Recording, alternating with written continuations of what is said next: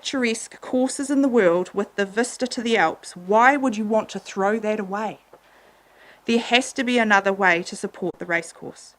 In conclusion, I just want to say, hello, this is me. You're probably going to see a lot more of me. You're probably going to hear a wee bit more from me. And I just don't want this in our community. I want our community to be beautiful, to stay beautiful. Thank you. Thanks, Tracy. Marilyn? Hi, my name is Marilyn Davison. I started the petition in the library as I had a number of queries from people while working at Citizens Advice who knew about the online petition, but they did not have computers and wanted to have a voice to say no to the proposed quarry at the Rangiora Racecourse. I love living in Rangiora and I am very passionate about my community. I have 3 voluntary jobs as well as being a JP and love helping in the Waimakariri district. I am very concerned about the proposed quarry and the effects it will have on the mental states, health and well-being of the people in the district due to noise and silica dust pollution. Most of us have been through the trauma of the earthquakes, especially those of us who have come from Christchurch, as well as COVID, and we just want a peaceful life. I enjoy living in the quiet and tranquil environment of Rangiora, especially the northwest where we can go for walks and enjoy the health and beauty of our surroundings. This will not be the case if the quarry proceeds. With the increase in traffic over the last few years, particularly milk and logging trucks, River Road has been used as an alternative route rather than using Westbelt. With the proposed quarry, Taggets are proposing approximately 120 truckloads a day will use River Road. There will also be considerable rattling noise from empty trucks coming back from the racecourse, and there is too concern from the amount of trucks cutting up the roads. Rangiora Blue Line bus last week commenced travelling along River Road onto Westbelt, which would have a huge impact on its 15-minute schedule if held up by trucks coming and going with both shingle and refill. What is proposed to prevent asbestos and other unsuitable substances being present in the backfill? There is a council bus park and ride exchange being built on River Road, which will also have an impact. Cyclists are able to travel there and leave their bikes at the exchange. As we know, trucks and cyclists do not mix. There could also be school children catching the bus from there. Under their PDP submission, Taggets are proposing to regularly water down. Where would all this water come from? Especially as I understand there is presently restricted water available from the Ashley River, something restricting Hurinuri residents' current water use right now. A would need large volumes of water to even attempt to mitigate the dust produced. Will this dust and silica eventually lead to it contaminating adjacent water wells nearby, as has happened widely in the Christchurch area? Will such water percolate down into the existing subsoil water reserves, affecting its quality? Would such contamination affect the water quality of the Ashley River? Will the dust and silica not only affect the health and well-being of large areas of surrounding residential areas, but also impact on bird life around the Ashley River, and inevitably clearly also the horses using the racecourse? The answer to these questions is quite obvious. Of course it will. You have only to look at the impact of existing quarries in Christchurch. All locals are up in arms about the effects of quarries in any area, let alone adjacent to intensive housing. The proposed quarry has already affected house prices in the area, and I will hand out a note from a resident advising of the loss of potential buyers who pulled out when they heard of the quarry proposal. Mitigation cannot be used as an excuse to sneak this past council. Quarries have produced very large backlashes from this presently being operated, and their claims cannot be scientifically upheld. We enjoy the racecourse in its present form and support its use for the horse fraternity rather than unpopular quarry advocates. There has also been a lot of thought go into the neighbourhood with the naming of the surrounding streets, for example Arlington, Ascot and Aintree. We do not want our peace shattered by the constant noise and silica dust pollution proposed for the next 15 years, and we should not be subjected to it. I understand there have already been complaints from residents about the noise and dust of Taggets machines breaking rocks and crushing up shingle at the Cones Road site, which is affecting their normal tranquil conditions. Silica dust is an established health hazard. I suggest that a public notified consent is granted because people over the district are concerned. Let the people who live here decide, not the paid consultants and ECAN officials who live elsewhere. Let the people be heard. Thank you. I do have copies of my presentation and the copy of the lady that's been affected by the proposals. Thank you. Thank you. Good afternoon, ladies and gentlemen. My name is Jill Robinson. Thank you for this opportunity to speak to you all regarding our petitions. When I read in the paper and saw what was proposed regarding the quarry at the racecourse, I was angry. We have loved living in Rangiora for over 10 years and greatly appreciate the way the newer subdivisions have been developed to encourage people to walk in the areas and for children to play and exercise in the reserves nearby. Rita, my neighbour, knocked on my door with a newspaper in her hand and asked if I'd seen the map of the proposed quarry. We were disgusted to think that the Trotting Club and Taggers could have so little regard for their neighbours that they would consider this project, and for 15 years, not the right place for a quarry and so near to housing and businesses. We were delighted that Tracy had opened the online petition, but as Rita said, she and others may not be able to access that. So we decided to go door to door. No use sitting around moaning about it. We were overwhelmed at the response we received from other equally angry residents and pleased that some had already signed Tracy's petition. We soon discovered that Marilyn had also started a petition at the library but thought the personal approach would be good. We were thanked by so many people for doing this and also got a few hugs.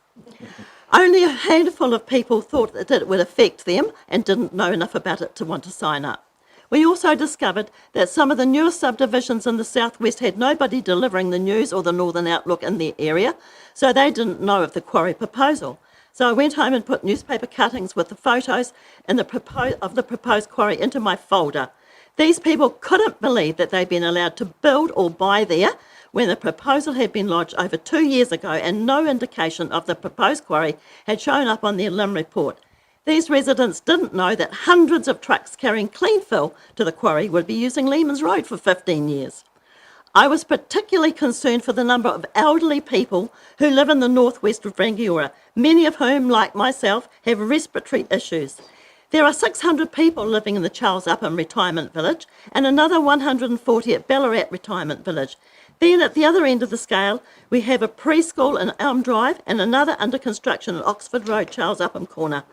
These little people will not be able to play outside on certain days when dust is flying because of the wind direction. Nobody will be able to open windows on hot summer days or hang washing outside. All the nearby businesses will be adversely affected by the quarry. Do you want to drink your latte or pint outdoors with the dust and the deafening noise spoiling the ambience? I think not.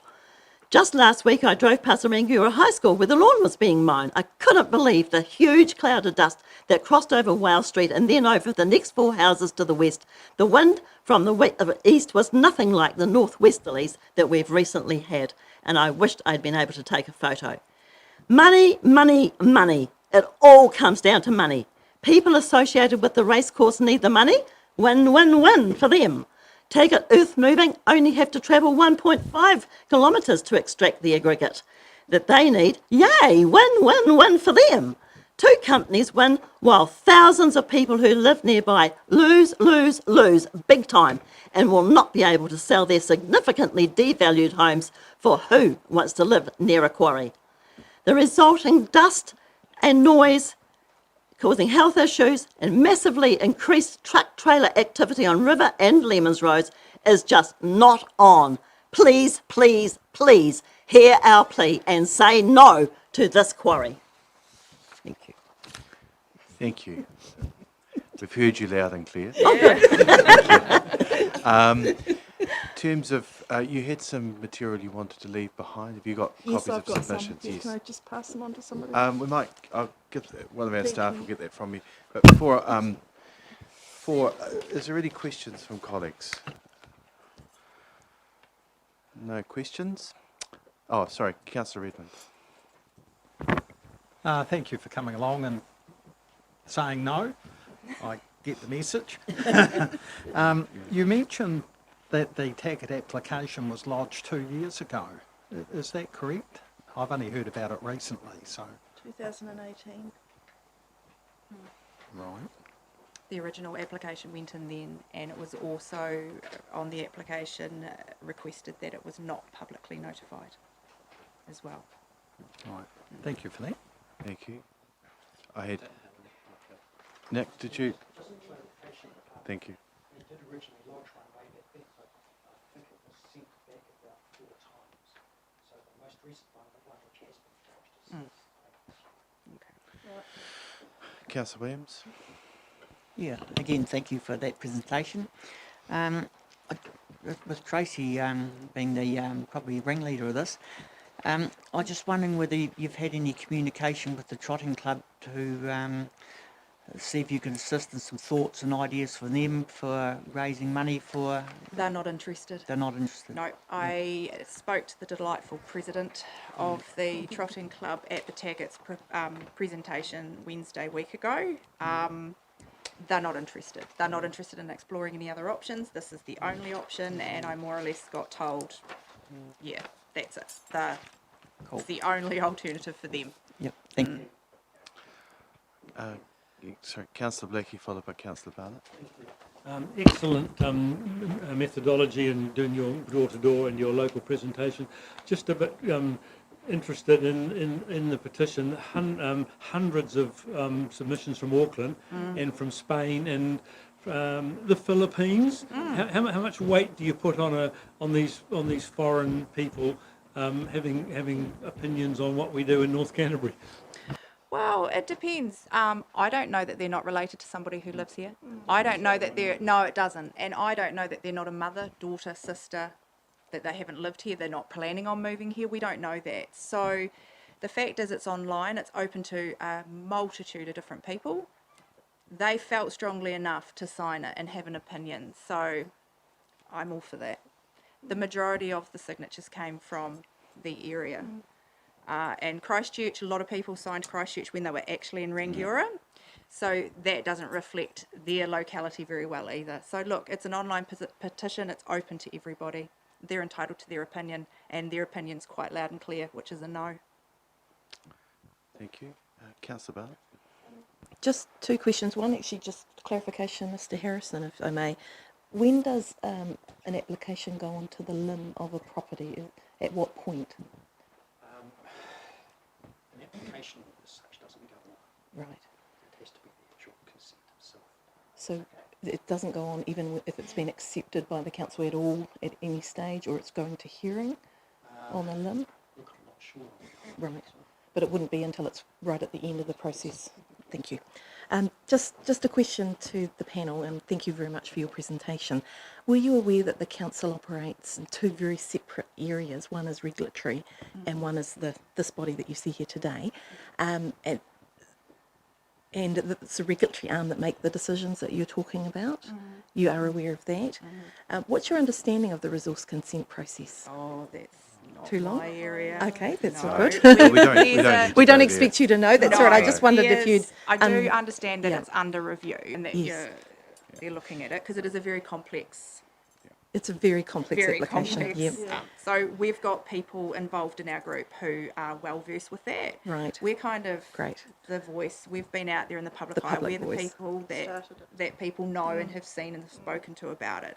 So we're kind of sticking with that. We leave the harder things to the people who have the experience and expertise for that. But Great. there are lots of people involved, lawyers, all sorts of people involved with our group now. Right. But were you aware that it's not this body that makes the Yes, decision on yes, notification? yes. Thank you. We We were, don't. Thank you. yes. Yep. Thank you. Yes, we were. Thank you. Any further questions? All right. Look, thank you, Marilyn, Jill, and Tracy, and for being passionate and coming along today.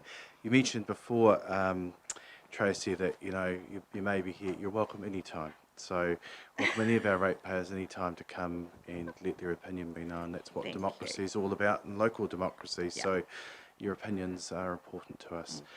So that finishes the deputation. So if you'd like to, you're welcome to rejoin and just take a seat there.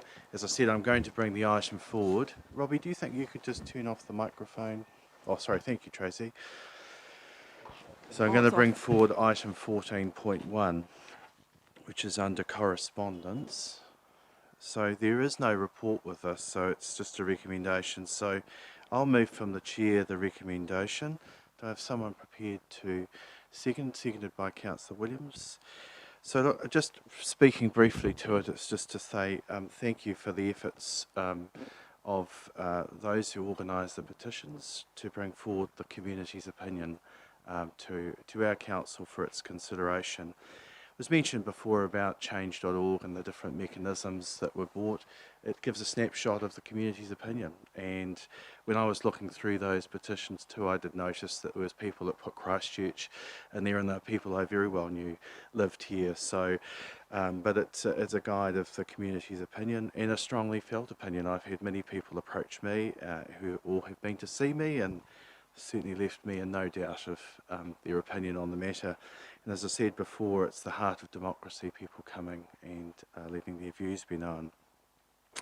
And I met with you all a few weeks ago, and along with the Community Board Chair, Rangiora Ashley Community Board Chair Jim Gerard. So the recommendation today is that we receive the petition, but we refer it to Council's Planning Manager and the Rangiora Ashley Community Board, because they are the appropriate parties to actually take this forward and take note of it in future processes.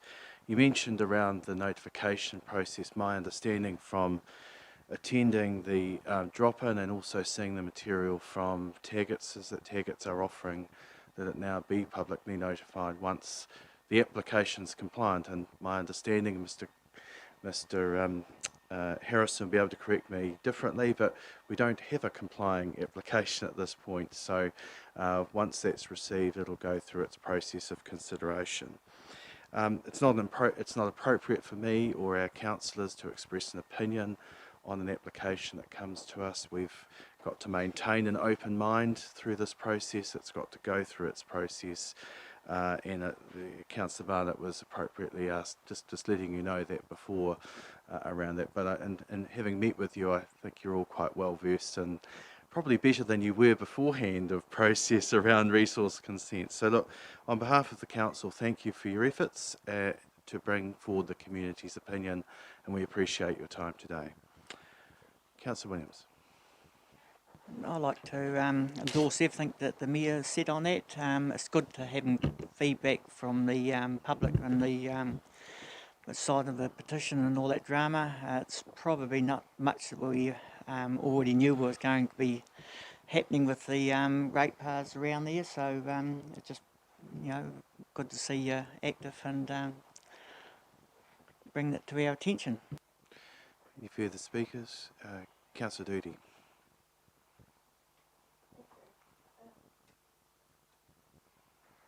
That's right. I just noticed when I was looking through your submissions, there were a lot that were crossed off. So you've done a lot of work to check on, make sure there was no double. Yeah, and I congratulate you all on doing that, because so many petitions do have a double up. So I really appreciate the hard work you've put through onto it. Yeah, thank you. Thank you. Councillor Barnett, followed by Councillor Stewart. Yes, I want to say congratulations, ladies, on a job very well done.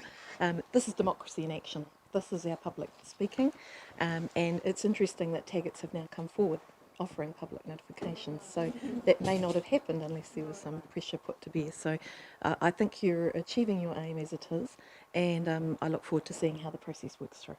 Thank you. Thanks, Councillor Barnett. Councillor Stewart. Oh, okay. Right. Okay. Further speakers? I'm not going to exercise a right of reply, so I'll put the recommendation. All those in favour, please say aye. Contrary, I declare that carried. Thank you. All right. We'll now move back to item 6, and item 6.1, which is the Kaivoi Stormwater and Flood Improvements. That's Harriet Davies and Gerard. Is it just you, Gerard? No. Oh, you've got a team. Right. Right.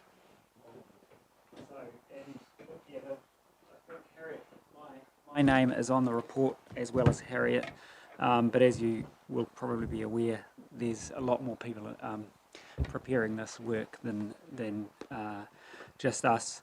So look, I'll give a brief introduction to the report and talk about the key things that we're wanting to get signed off today.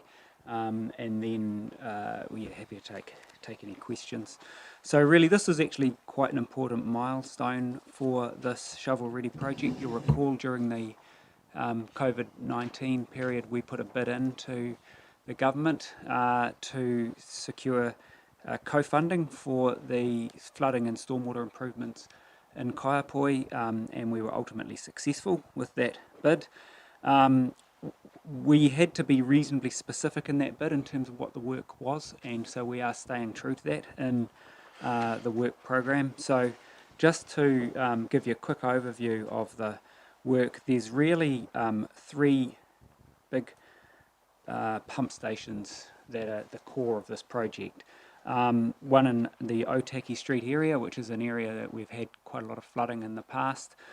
So that's quite a pump station plus a pipeline out to the Kaiapoi River, including what we call Interceptor pipework. So that's gravity pipes that will bring water to that pumping station from both the Dudley Drain and the other surrounding urban areas. The next project is the Beach Road Pump Station and Rising Main and Feldwick Stormwater Management area. So that's basically building a pump station on just near Beach Road, up on Feldwick Drain. For those of you who know, it's where there's currently a 90-degree angle in that drain, and so that'll actually provide a good high-capacity stormwater pump station to serve the urban part of Kaiapoi on that eastern side of Kaiapoi. And that also involves stormwater treatment in that SMA area. And the last one is a pump station at Macintosh's Drain. And so that Macintosh's Drain serves the whole catchment right up to Woodend. And during very large storm events, we do get water spilling out of that Macintosh's catchment into the urban parts of Kaiapoi. So that project goes hand in hand with the Feldwick Drain project to help provide capacity into that part of Kaiapoi. So what we're looking for in this report is primarily boils down to the resolutions F and I. So F refers to the procurement strategy, and that basically gives you a steer in terms of how we're going to chop this project up into size parcels of work that can be delivered, and we think it's the best way to deliver it and provide opportunities for the contractors who work in our district, and also to put that in a manageable scale, so we think we can get the best value for the council at that kind of a scale. And the resolution I is delegating authority to the Chief Executive and myself to sign off the final due diligence and funding agreement with Otaki, and those are attached to the report. We're quite keen to get this in and going. We've already started work on the design, but the sooner we can get that signed off and confirmed, there will be some of these pieces of work that if we can get to the market early, we want to try and get that out as soon as we can. And you'll see from the report there's a pretty tight time frame over this whole thing. So look, Kelly, Rob and I are happy to take any questions on that. Thanks, Jared. Kelly and Rob, did you have anything you wish to add? Okay, questions. So Councillor Doody, not Councillor Ward, sorry. Councillor Doody. It's all right, I'll remember. Councillor Doody first, thank you. Thank you. Thanks very much for this very good report. 18 million, do you hopefully think that this will achieve all the flooding in our district from that lower catchment area? Solve that problem? It will go a long way. It will provide a significant level of service improvement in that area. So you will recall in 2014 we had many days of flooding in the Otaki Street area and the surrounding streets. In the Feldwick catchment we have ongoing flooding issues in the likes of Bracebridge Street and Meadow Street, and backing up into the back of William Street. So it'll provide a huge improvement to those areas. Now this it's really important to sort of be aware that there are pockets of flooding through the whole district, including in Kaiapoi, that may not necessarily get any direct benefit from this. This goes a long way to doing that, and there may be, but there's certainly, I wouldn't be brave enough to give you a statement that's going to solve all of the flooding issues. And it really, and it only goes to a certain level of service. So when we, in the storms that you could anticipate, so the 1 year, 5 year, even 50-year events, it will definitely provide quite a lot. Even the 100-year floods where the stop banks hold, it provides quite an improvement. It also actually helps to future-proof Kaiapoi's stormwater system. So we're making allowance for sea level rise in this project because we do know there will continue to be further challenges out into the future. So this will help in that. Kaiapoi, as does many coastal towns and towns on river plains, does face very large flood risks from, say we had a major river breakout. This is not designed to manage with an event like that. We're relying on the stop banks on the Ashley River and the Kaiapoi River and the Waimakariri River and those kind of events. So look, it's a huge improvement, but it's definitely not a silver bullet to resolve all of the flooding issues in that area. Mr. Mayor, just one more question, please. Sure. Just taking it a bit further, the water that comes from Mandeville and Ahoka, will that be flowing into there to help alleviate some of the flooding as well, or not? Down through to Kaiapoi area. The water that comes down from Mandeville and Ahoka comes in through the Silver Stream and the Ahoka Stream. Now they discharge into the Kaiapoi River just to the west of Kaiapoi. So that this doesn't address that flooding in those areas. One thing it does do, the work in Otaki Street, that is connected into the Parnham's drain system. And so, although we're not specifically referring to a Parnham's drain pump station, this actually provides a lot of relief and capacity for Parnham's drain. And Parnham's drain also serves the rural area it's really to the southwest of Kaiapoi, so Island Road up to Kendall Park in that area. So that all drains into Parnham's drain under the motorway, and also from that Sneed Street area. So it does take on some rural catchment. Thank you. Councillor Atkinson, followed by Williams and Bryan. Thank you, Mr. Mayor. Stewart, sorry. Just given that often we're held up by third-party decisions, I note we've got stop banks to deal with and going under rivers and so on. How's the preliminary discussions with the likes of ECAN and other parties such as Power and so on? What's the preliminaries and indications from them on timelines?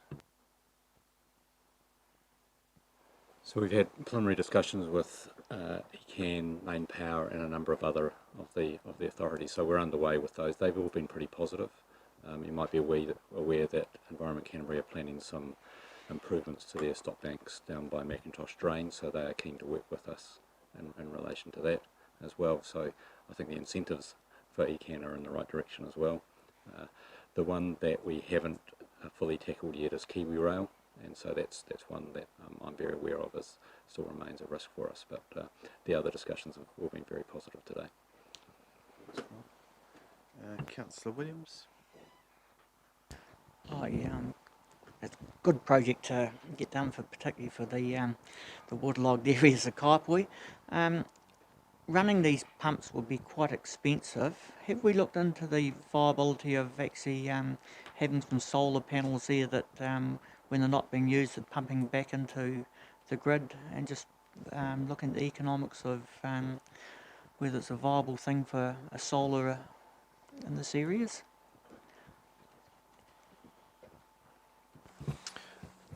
So effectively we end up with 2 new pump stations. So that's the Otaki flood pump station. three new pump stations. So the Otaki flood pump station, the Feldwick flood pump station, and Macintosh flood station. So the nature of these pump stations is that they're not there for your normal rainfall events, they're only for more significant rainfall events. And we're expecting they're only going to be used maybe 3, 4, 5 times a year. And they'll be operating at times when it's raining. So we've actually got a storm event. So, and the actual power demand on them is not something you would be able to service from a solar array.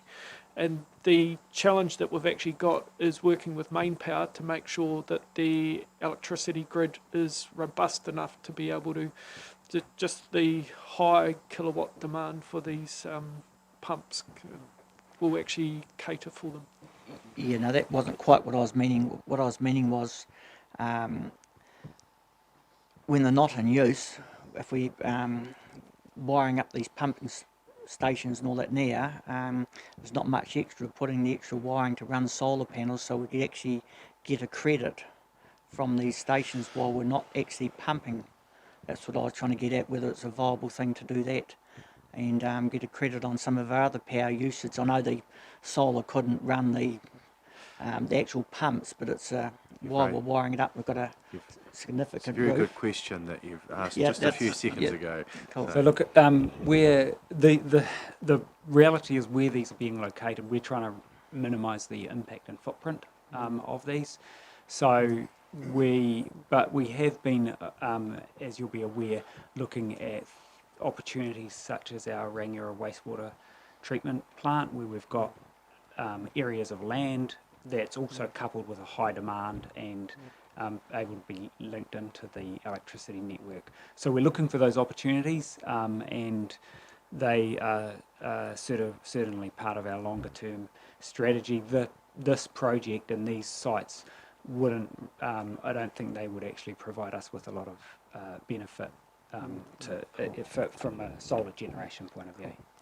And one last question, I presume you would look into the underground boring to alleviate the railway problems of digging costs here. Councillor Bryan. Thank you. With the benefits that these projects will bring, is there any chance that there could be a reconsideration as far as floor levels and the recently released 100-year flood hazard foundation levels having to rise to ridiculous heights? Yeah, that's a really good question. We're in our latest iteration of the flood modelling, we have allowed for the primary systems in the likes of Rangiora and Kaiapoi to be operating. So we, in our earlier models that we had, the big flood maps, they didn't allow for the things like pipes and pump stations. This does. There are I suppose particularly the Otaki Street area. This actually does give us a much higher level of confidence about the freeboard. So so the flood maps themselves will be based on the primary systems. The ones we've got at the moment are based on the system that we've got operating at the moment. So in future iterations, we'll take into consideration these pipes and pumps. But already we have, because we do deal with live building consents all of the time, we've in that area been able to take a lower freeboard allowance than we had previously been anticipating, which actually does directly relate to lower house levels. So yes, but for the majority of people,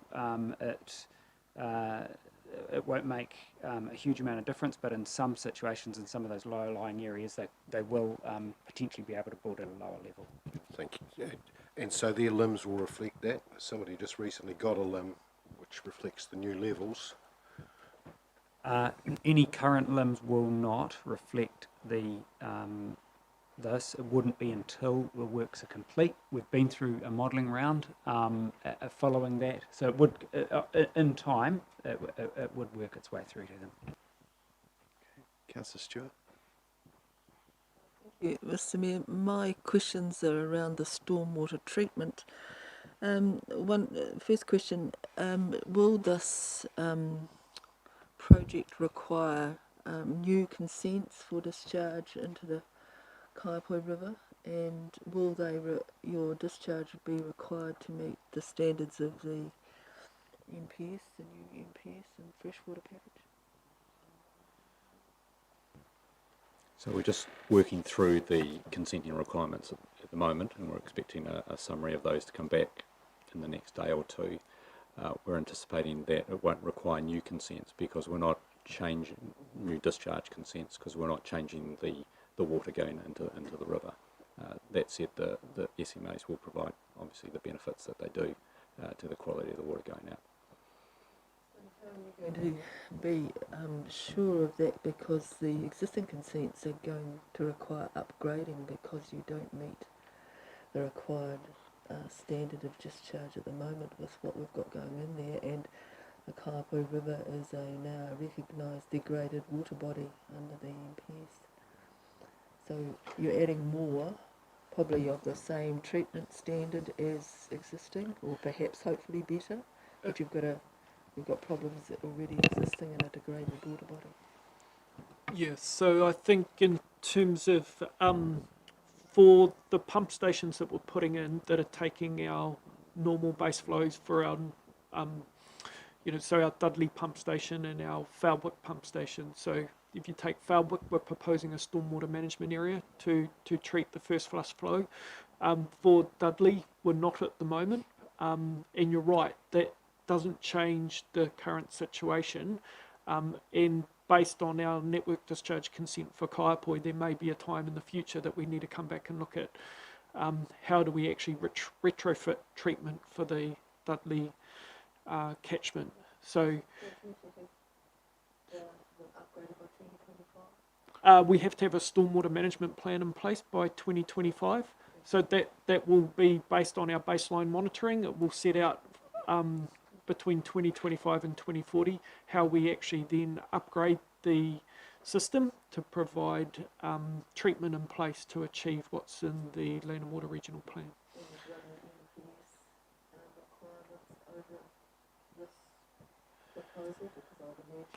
Hey Sandra, could you put your microphone on? People are struggling to hear. Yeah. That the news out of the hearings, PC7, is that the new freshwater package is to be given effect to as of now.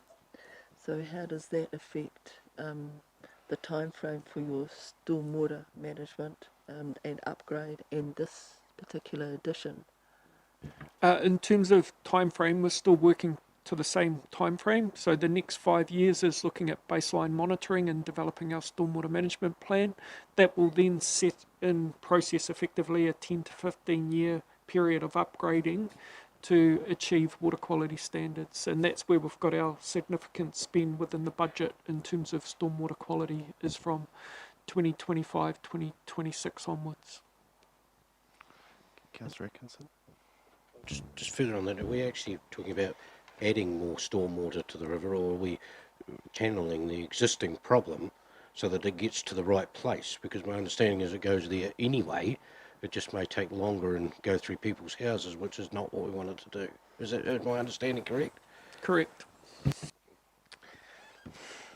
Thank you for clarifying that. Any further questions? Councillor Redmond? Thank you, Mr. Mayor. Do the new proposed pumping stations include backup generators with them, following on from Councillor Williams' suggestion of solar energy? I just wondered what happens if the grid goes down during a storm event. That is something that we haven't considered yet in any detail. We don't have any generators permanently installed at any of our stormwater pump stations at the moment. And one of the challenges that we actually have is because some of the pumps are so large, they actually require quite big generators to be able to start them in the first place. So it's actually mainly starting these pumps, which is the biggest draw on the generators. But that will be a design consideration to look at if we did have a power outage and a storm event, what should we be making provisions for in terms of standby generation? Further questions? Someone prepared to move? Councillor Williams indicated you're happy to second. Yep, seconded by Councillor Atkinson. Councillor Williams. Well, I think this is a very good, significant gain with getting government funding for half of the project, and it's very, very good for the people that's getting wet houses or close to wet houses in Kaiapoi at the moment. Water does come downhill, so affects quite a bit of the Waimakariri area, so well done. Councillor Atkinson. Yeah, look, this is certainly worth doing.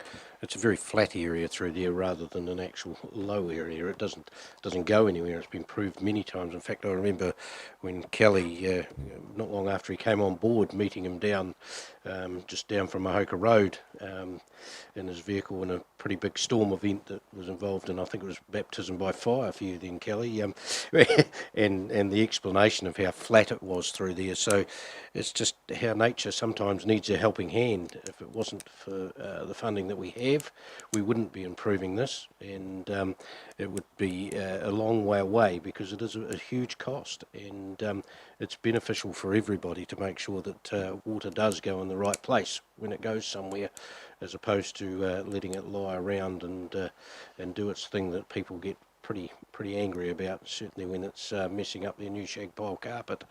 So I think that it's long overdue, but understand why it's long overdue, and that is the problem has always been a pretty big one, and a pretty big one to fund no matter which year you're in. So this is going to allow us to do it, and it will make a huge difference, certainly up around lots of other areas too. Relieve one area will help relieve a whole lot, so I think this is well worthwhile.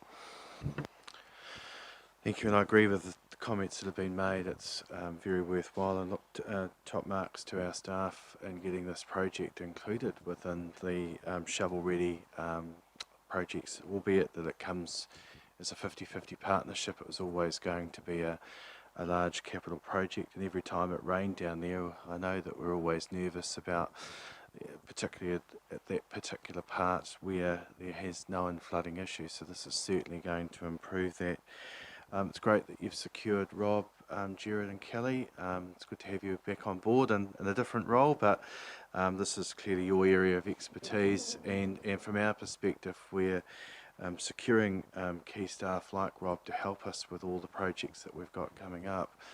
It's really good, so it's good getting ahead of that, because there's going to be a lot of, I would say, capacity issues within the industry, and so having someone on staff that knows what they're doing and can help us pull this together is great. And I think our community, people I've talked to, I'm very pleased to see that this project is finally going to get over the line, and it's going to reduce those flooding related issues and stormwater issues that have clearly been identified. So job well done. Look forward to seeing the project completed and on track. Thank you. Any further speakers? Councillor Mealings. I'd like to throw my 2 cents in worth there. As the wife of a man whose family has lived in Kaiapoi for over 100 years, there are places that my father-in-law and family has said that, never buy there or there because it's wet. That's been a long-standing issue for Kaiapoi, and as Kaiapoi has grown, it's been a constraint. And I think that getting this project up and running and over the line is just a fantastic thing for the Kaiapoi community, and I tip my hat to you all and wish you all the best in getting it done, and I look forward to seeing the progress. Thank you. Thank you. Further speakers? Right of reply, Councillor Williams. So I'll put the recommendation. All those in favour, please say aye. Contrary, declare that carried. Thanks, team. Right, we have no reports under regeneration. We come to reports under item 8 under reports 8.1, the adoption of the annual report for the year. Mr. Millwood, thank you.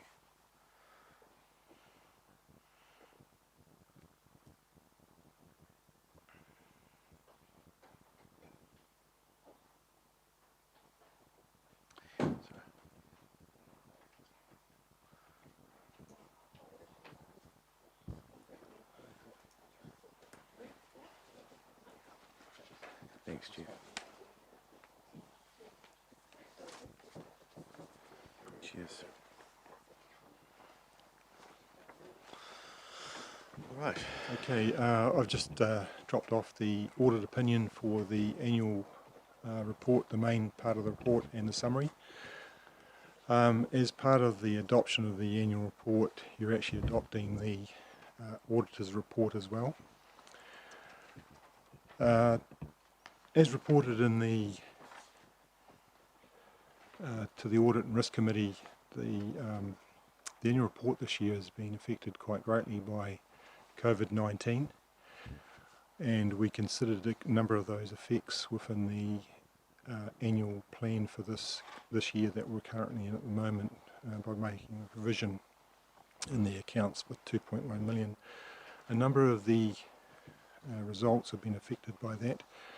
However, the good result in the annual report is the non-financial performance measures, which is very similar to the previous year at about 73%. There was two measures in there in hindsight which probably should have been tagged for later, and they've been identified for later completion. And we've also taken on note from previous annual report that some of the measures, we do ourselves hard by the measures we put in there by saying we'll achieve 100%, for instance, building consents, resource consents. So we'll be looking at those measures in the coming LTP to make them a little bit more realistic and to some degree achievable. That sort of represents the fair performance of the council. In the annual report audit, or the audit report there, which was completed today, signed off by the Mayor and Chief Executive, it identifies two key differences to previous audit reports. One is in relation to page 133, note 16, in our investment property, where the valuer identified that the market conditions made that very difficult to assess a value, and so that's noted in the annual report as well, in that note, and noted in the auditor's report. That investment land, the bulk of that investment land refers to our regeneration land and the mixed business use. The other thing that you'll see different there is a COVID note from the auditors, and you'll see in note 32 to the annual report there's an extensive note there that actually details the decisions that were made by the council in the annual plan and the effects that we thought COVID would have on us, which most councils, well probably all councils in New Zealand will be doing that, putting that note in. To our council it probably hasn't had an effect to the same extent of other councils, but the annual report there is for adoption. I've noted the variances in the income and expenditure.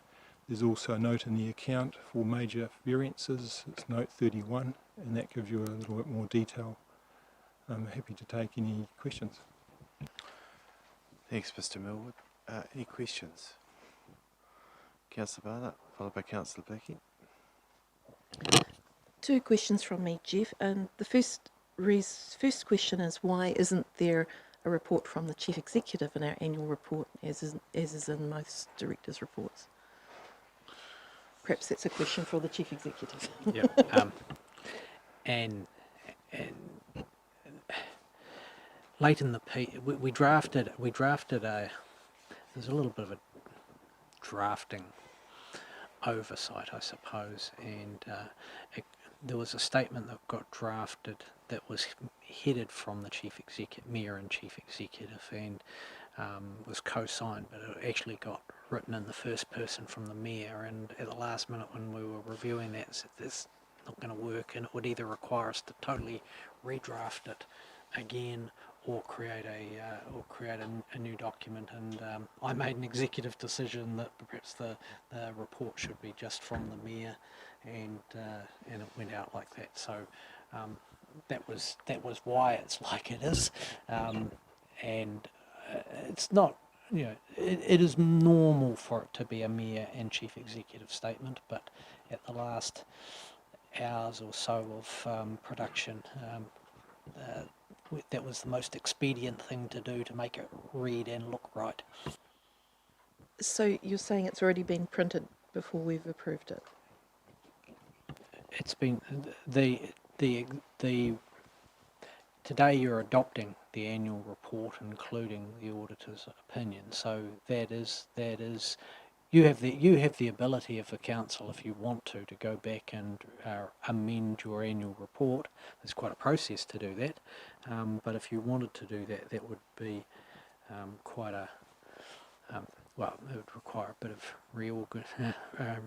effort with the auditors, and they'd probably end up reissuing another opinion, which would be will come at a cost. So I wouldn't recommend you do that, but they are choices that are always within your ambit. The annual report is still, in my view, materially correct. And if I had co-authored, well, I did co-author and or review the statement. I'm absolutely happy with the statements in it, and would happily have my name attached to it if it was written in a text in a context that made sense along those lines. I'm just disappointed your photo's not in it. Yeah. Yeah, that is one of the minor that is one of the minor. F authorises manager, finance and business support and chief executive to make minor edits and corrections. So could one of the minor edits, at least perhaps on the compliance page, have your photo in the actual document? Because your photo doesn't appear, and yet you've done most of the work. None of the work. Everybody else does the work. Let's be clear. All right. And sorry, my second question relates to the content a lot more. There's at least 17 parts of the big annual report that have red boxes saying we haven't achieved, and you've explained some of them are 100 compliance and some of them are COVID. But the forward doesn't reflect that particularly well or explain it very well. It sounds like we're doing everything rosy. If someone looks at that report, do you think they're going to look at those red boxes and say this council actually hasn't achieved in 2019-20? No, I don't think so. I think the actual statement right at the front of the overall performance, we've put that as a summary at the front, which and there's two pie graphs here that highlight that and show that quite clearly. We can't do anything else. If we changed it from a green to an orange, it wouldn't fully reflect it, and we've been down that path with the auditors before. It either passes and gets achieved, or it doesn't. And yes, we've been unfair to ourselves in a lot of those areas. So if someone looking at it would say we've achieved 75%, but if you realistically look at them, we're somewhere near the 90% in some of those measures. So you're saying the annual report's really written more for the auditors than for the general community? No, I wouldn't say that either. Thank you. Councillor Blackie. Jeff, we have a taxable surplus there of 2.8. At what rate is the council taxed? Okay, so that taxes that is sitting there is more in relation to the associates in the group accounts, and they'll be taxed at the 30 cents in the dollar. Yeah, the council is also subject to tax on some of its activities, but generally they run at a loss, so we don't actually have to pay tax as such. There is a tax deduction that we make for some of our dividends, and generally that's offset with imputation credits, and therefore it's a nil result generally for ourselves. As Jeff says, we are actually taxable, just that a large amount of our income is actually exempt, or activity is exempt. But there are some activities that actually, particularly if we were trading in a development space, those type of activities, they're the ones that actually come within the tax umbrella. Further questions? We have a recommendation. I'll move from the chair. Is there a seconder? Seconded by Councillor Blackie. Look, could I firstly say that I'm very proud of our organisation, and I think we justifiably should be looking at our performance. There's certainly some comments Councillor Barnett just reflected there, but if we look at it in general, we've got an audit opinion today which expresses an unmodified audit opinion. That's fantastic. Goes along with the fact that we're AA credit rated, we're AA rated for our performance as a council as well. So it's a huge accolade for Jeff and his team, for Jim, for all who are involved in the council and its performance. Points were made around the annual report. I actually had no idea that it was missing the chief executive in there, and I've always, Jim and I work very closely together, and we both reviewed that document, and certainly our comments were reflected in there, so I didn't realise that had been made. But look, the level of detail that we're over in the organisation are points that perhaps I should have picked up on and will note for the future when it comes to those things coming to us. So it's a good point you've picked up on there, Councillor Barnett. But look, in general, I think we can be very proud of our performance, particularly in light of Corona, COVID-19 and other matters. So thanks, Jeff, to you and your team, to Jim and all involved. Councillor Becky. Councillor Bryan. Thank you, and I've just scanned the independent auditor's report and would like to note under other information the third paragraph, which is good reading. Just pull your microphone down a bit. Sorry, other information in the independent auditor's report, third paragraph, it's good reading. Thank you. Councillor Atkinson. Any further speakers? Councillor Barnett. Yes, thank you very much for this report, and it's always a shame that this comes at the wrong timing for us in terms of trying to pass our report being early in the month. The report is fantastic. I believe that obviously most of the community will probably only read the summary, and so I think it's really important to get that summary right if we can for the community. So that I thank the Mayor for making those comments. I just think it's a real shame because it's the last year that our Chief Executive is with us, and I would have very much liked to have had his representation in the document fully, because it would be a tribute to the 17 years of service. However, I know he is very much part of the document, even if he isn't specifically noted and it hasn't got his photograph. The important thing is that we have done a good job, and as we've stated in many audit reports, we are too hard on ourselves. Some of the non-performance measures are very, very difficult to get 100%. And we've talked at length about whether we should be reducing that or whether we should be allowing for that one-off strange case that comes through. But often the auditor's opinion doesn't allow for that. We either have to meet it or not meet it, and nothing in the middle. So I'm very, very proud of this report. I'm very, very proud of what this council has achieved over 1920 with the challenges it's faced. I'm very proud of the Mayor for stepping into this breach at a very difficult time, and the Chief Executive for leading the team. So, and of everyone in this room and everyone in the organisation. So thank you for producing an excellent report, and if there are any questions on that, I'm sure that the commentary will speak for itself. Thank you. Thank you. All right. Any further speakers? Nothing to respond to. I'll put the recommendation. All those in favour, please say aye. Contrary, declare that carried. Thank you. Might just check that the door's closed in the town hall next door. We're getting a bit of bass, which is good. Oh, that's right. You're almost rapping there at that stage, Kirsten. Yeah. All right. Item 8.2, pages 166 to 202, Capital Projects Annual Report. Mr. Young, joined by Mr. Cleary. Thank you, Mr. Mayor. After such a glowing report received from Jeff Millward, there's a less glowing one in front of you at the moment.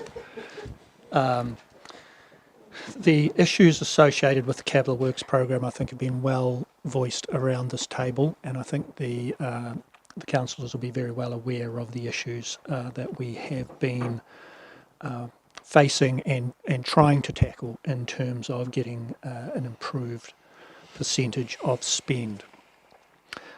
The majority of the steps that the Manager Utilities and Roading and the Manager Community and Rec have been taking over the last 18 months or so, it takes a long time for those to work their way through the system. And so what you're really seeing at the moment is, I think, a reflection of the earlier processes that we had in place and the thinking that was in place. And not to say they were bad, it's just that I think as we've recognised in the past, we have at times been overly optimistic about our ability to achieve works within a financial year.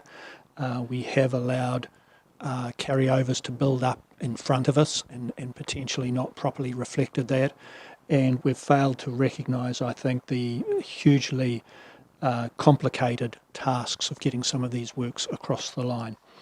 Since that time, we have put in place a lot of processes so that in this particular year, we effectively had all of the task plans prepared, discussed, signed and approved before the financial year even started. And so we are a lot better currently in terms of our projected spend this year. And so we are feeling that a lot of the issues that have underlined this performance we have been dealing with and working on through. The roading program for this coming year, of course, is the big one, and that will always be a challenge for us, but we are working pretty hard on that.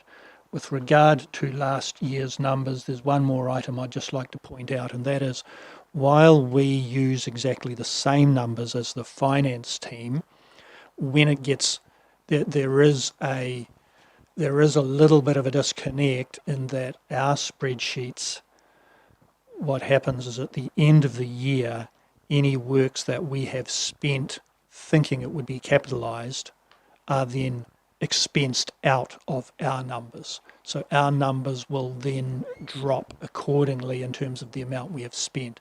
With regard to the financial numbers, they are put back in because, of course, it is actually a total project cost. Whether it is expensed or capitalised, it is a project cost.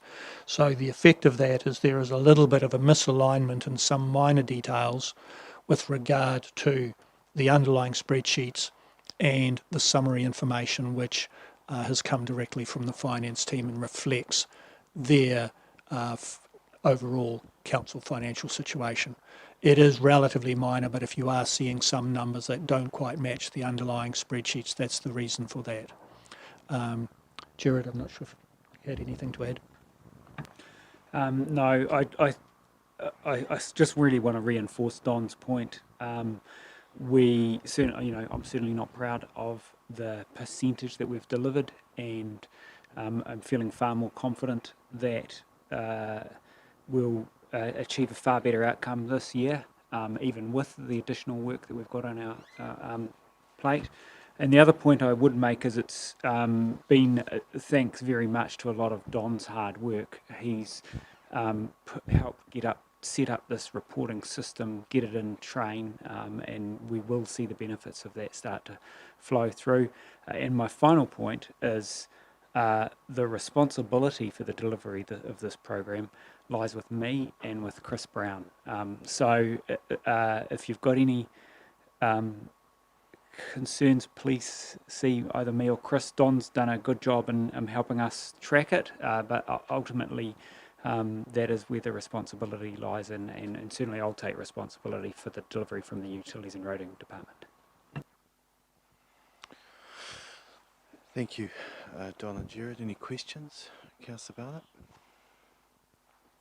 Just looking at page, it's not a page number, the second page of the report, 4.3.2 in roading. You've listed some of the projects there, but I'm just wondering, shouldn't there be some sort of commentary that a lot of these were absolutely out of our control and due to NZTA delays, rather than just saying it's the engagement with community and community boards? Look, I suppose in terms of putting this together, we just didn't want to make it sound like we're making excuses. So, yeah, there is a lot there, and if you want to see the detail on them, it's in the sheets that sit in behind them. Yeah, look, we could have put more justification in. I have to say, I was quite conscious that I didn't want to make it sound like a whole pile of excuses. At the end of the day, we haven't delivered the program. Look, there's a huge number of reasons for them, and many of them are outside of our control. Just looking in the sheets, where does it say that some of these were actually delayed by the council due to COVID-19? For example, the lighting replacement. On the sheets, I couldn't see anything mentioned about it being a council decision. Council decision? Do you mean? We delayed a lot of capital works into Yeah. because of COVID. So there were a number of them. Say, for example, the lights, where we just had, we had a huge stand down time of several months, and that either affected the supply chain, and as well as the implementation and installation. And roading, we lost the best window that we do have for the roading season, just as an example, where that's the time that we're actually out there busy putting the bitumen and the hot mix on the road. And once we got out of lockdown, we were outside that weather window. Thank you. Further questions? Recommendation moved by Councillor Atkinson, seconded by Councillor Barnett. Councillor Atkinson. Well, look, thank you for this report, and Don particularly for the reporting.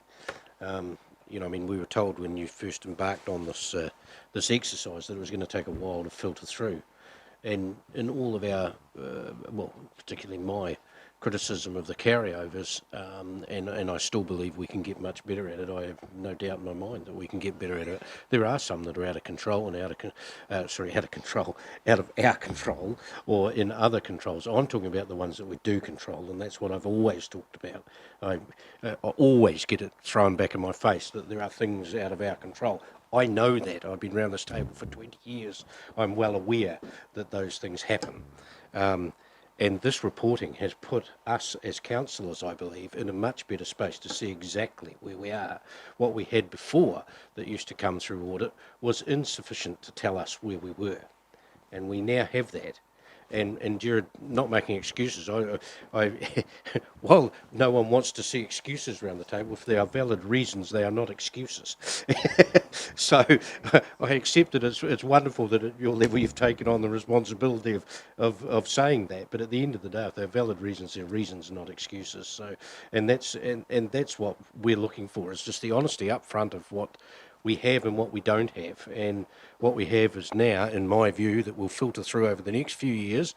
It's been, 18 months, has it? Somewhere thereabouts? 2 years? This might be the second full report of this that we've had. And it was expressed to us in the start that it will take time to filter through, and I fully accept that. So thank you for that. And these are good, honest reports in front of us. There's nothing hidden in here. Anyone, if they want to have a good read of it, can see exactly where we are. Thank you. Councillor Barnett. He's just endorsing Councillor Atkinson's comments. Reasons, not excuses. We would like to just know why. And this report gives us that opportunity to delve down and find exactly why. And I think you've been dealt a really bad hand. I actually think you've been way too hard on yourself in this report, particularly in roading. There's always room for improvement, and we all know that. But COVID-19 has put all our schedules out of whack. And I think the community will understand that as much as any. What I didn't like was the comment about it having to have the engagement with community and community boards. We've got to factor that in. That's always going to happen. And I realise there are going to be some sticky points that come through. There's going to be some bits where we need to do a little bit extra. And we can't always predict that. But in this case, I actually think the main reason that this capital program is delayed in some areas is actually can be squarely put at COVID-19's feet, and the fact that we couldn't work in the time that was the best time to work for the year. So I actually want to say, don't be hard on yourself, be upfront, be honest, give us this information, and we really thank you for that openness. Any further speakers? I'd just like to endorse those comments that have been made. I think there's been a lot of work going into the capital program. Thank you, Don. Thank you, Jared, actually, for employing Don, because I think it was actually a really inspired decision that you made, bringing on someone of Don's capability. As I mentioned at another meeting, that it's certainly, I've noted the performance in a number of our departments go up because of the oversight and the guidance that's going to more junior staff, particularly as we go out in the public area and we're dealing with consultations that are tricky. Don brings his years of experience in that to that, as do you yourself. So I'm not going to, I think, I agree with Councillor Barnett, perhaps we are being a bit hard on ourselves in some ways. It's maybe an accurate reflection, but overlay all the other challenges we've been through in this period, I think we're doing pretty darn well. So thank you, team, to you both and to your team for what you're doing. And you know, it's a journey around this annual reporting, and as you mentioned, we'll see the perhaps next year some improvements in those areas, but as you've mentioned, but on the whole, well, I'm pleased with the progress that we're making, so thank you. Any further speakers? Right of reply, Councillor Atkinson. I'll put the recommendation. All those in favour, please say aye. Contrary, declare that carried. Thank you. All right, we're now at item 8.3, which is the notification of private plan change 30 for Ravenswood, pages 203 to 338. So Trevor and Cameron, please.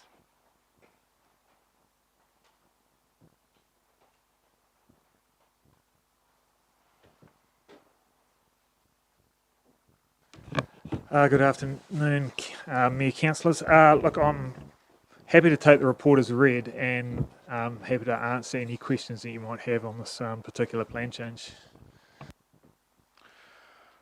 Okay. Anything from you, Trevor?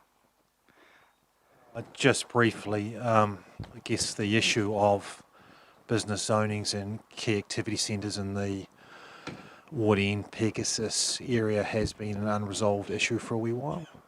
It's certainly been identified through the Woodend strategy, more recently the district development strategy, and certainly Ravenswood have now firmed up their views as to what they want to do, hence the private plan change coming in and looking to change existing zonings and also pick up the KAC notation that's been earmarked for that area for some time. This report is just around accepting the proposal, not the merits of it, though we've given some indication that there are some matters that will probably need further airing as part of that process. Thank you. Thank you. Questions? Councillor Barnett? So the reason that this notification decision has come to us is due to the significance of the actual application? It's a requirement under the RMA. In terms of once an application comes to it, we need to take it to council to make a determination whether or not we accept, adopt or reject the plan change. So this is the substantial nature of the report. And today's decision, as you said, does not say accept or decline because it hasn't been out to the public at all? Yeah, so absolutely. And one of the things that we did, we got a draft version of the plan change in August, and we believed that it needed some strengthening it up in terms of actually identifying exactly what they wanted to do, why, and making sure that the evidence was at a sufficient status so that members of the public could actually understand what it was actually doing and why, and they've now made those changes, and we believe that it's at a sufficient standard to notify. That doesn't necessarily mean, based on a decision of accepting it today, that council actually agrees with the plan change. It just means that it's ready to go out for public submission and comment on it. And you'll note that we've already highlighted the fact that we have some concerns with the plan change, and that we will be recommending to council that we make a submission to resolve a number of issues, and those are identified in the recommendation and in the body of the report.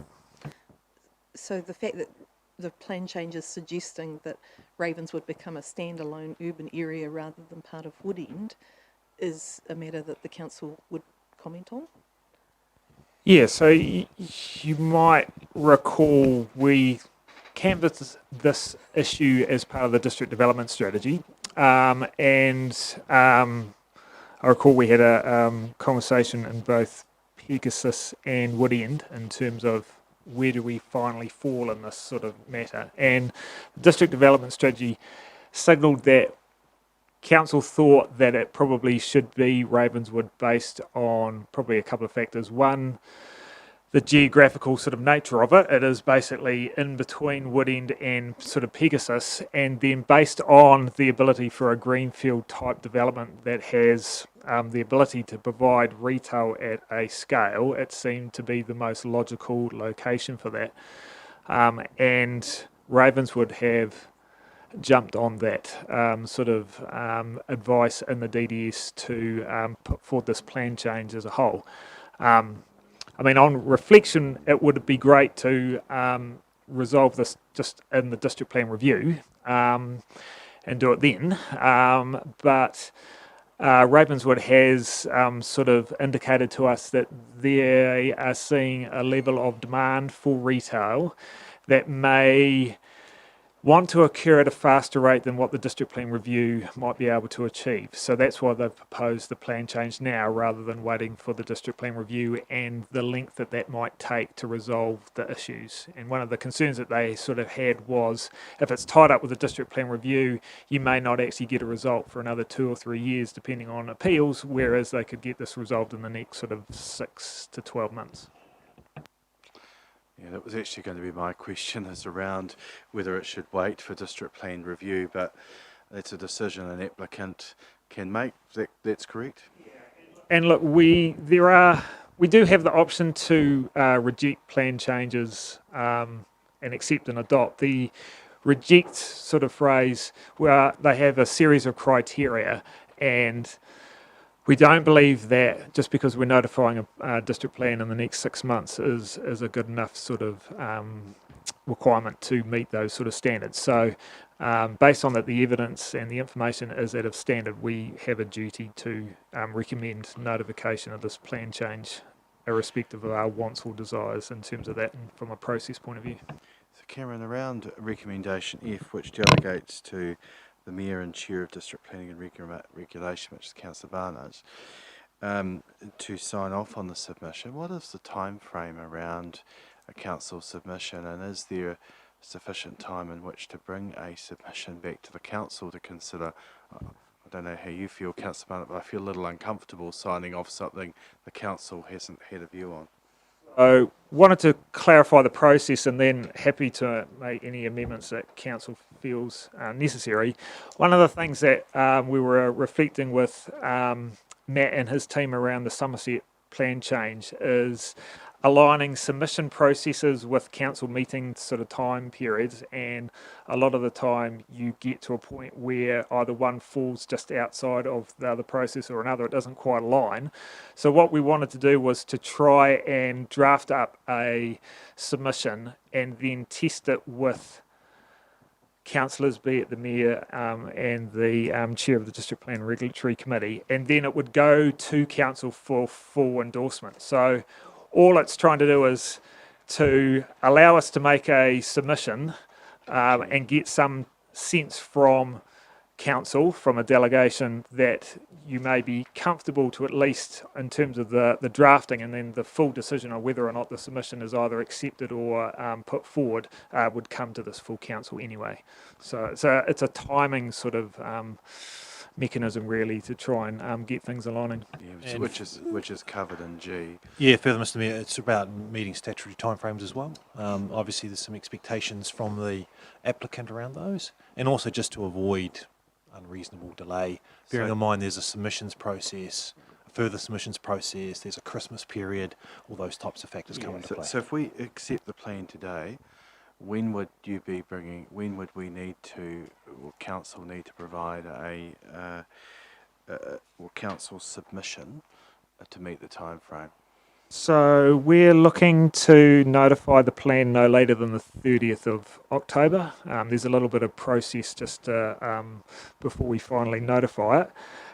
If it is by the 30th, it's 30 working days, 20 working days, 20 working days. So we are getting close to December in terms of that. So the question is, if that aligns with the last council meeting, then we can actually skip that process in terms of what we were suggesting. If it doesn't align, then we're caught in terms of... So is there any reason why a draft couldn't come to the November council meeting? Which would then then you're in within time frame? Could, make that work, yep. Certainly be my preference, Yep. rather than signing off something on behalf of the council. But Okay, I will. I'll listen to what you have to move shortly, Councillor Barnett. Any further questions? All right, Councillor Barnett, do you wish to move? With a slight change to F, to delegates the Mayor and Chair of the District Planning and Regulation Committee to develop a council submission with staff on Plan Change 30 to bring to the November council meeting. Okay, someone prepared to second? And G as is. Councillor Bryan will second. Councillor Barnett. Yes, when I read this plan change, we knew that it was coming. We knew that Ravenswood have got clientele who are looking for commercial land. We have shortage of large format commercial land in our district. Some of this they are looking to develop further retail. This is going to be an issue that actually affects quite a wide area of our district. It affects our other key activity centres in Kaiapoi and Rangiora, and it will have to have careful consideration about what the council thinks is best for the eastern part of our district, bearing in mind that Woodend Pegasus area is predicted to reach the size of Kaiapoi with the developments that are currently zoned.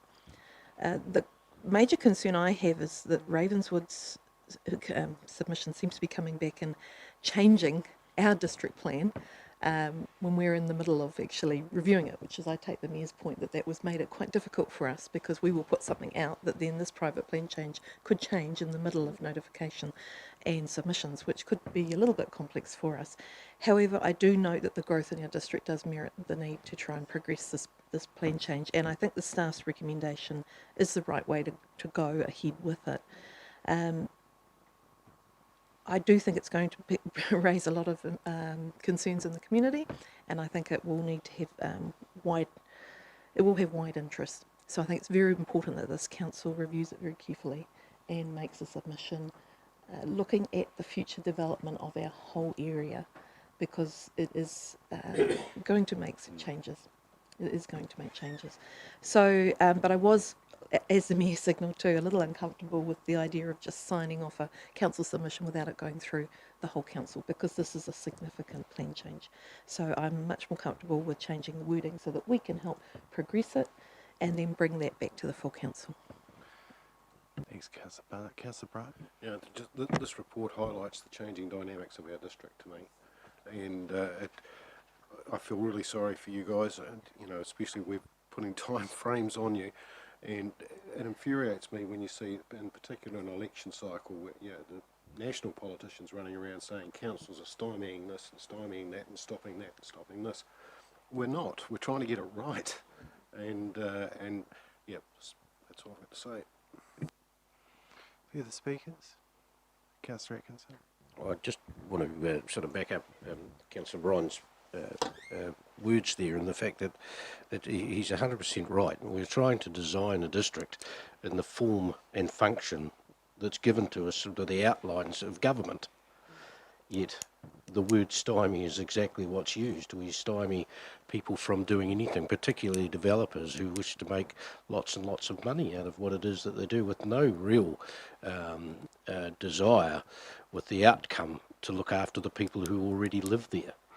This particular plan change is of interest to me, given that, yes, it is on State Highway 1, but it is on the edge almost of a district, and is a very interesting place in which to be putting things when you have two major towns which already have provision, be it that we need more land. I'm not sure that it's a strategic place for our district to be developing large format. So all of those things given, I agree with where we're heading on this, that we actually have a look at what it is and what our submission would be once this hits our table, because we will be hammered on the, what will we call it, the emotional side. We will be hammered on for doing things, but that will be the tact that is taken professionally by those who wish to make plenty of money out of this, rather than those who are emotionally involved with a district that needs to make sure that it grows in a way that is right for the people who live within it. Very good comments made by all, and totally agree. particularly with remarks you made, Councillor Barnett, around process, and we look at E sort of brings out, I guess, the four main concerns. Mine is particularly the scale of the proposed development, and potentially absorbing that which we have in other areas that we've identified and actually have worked really hard on getting right.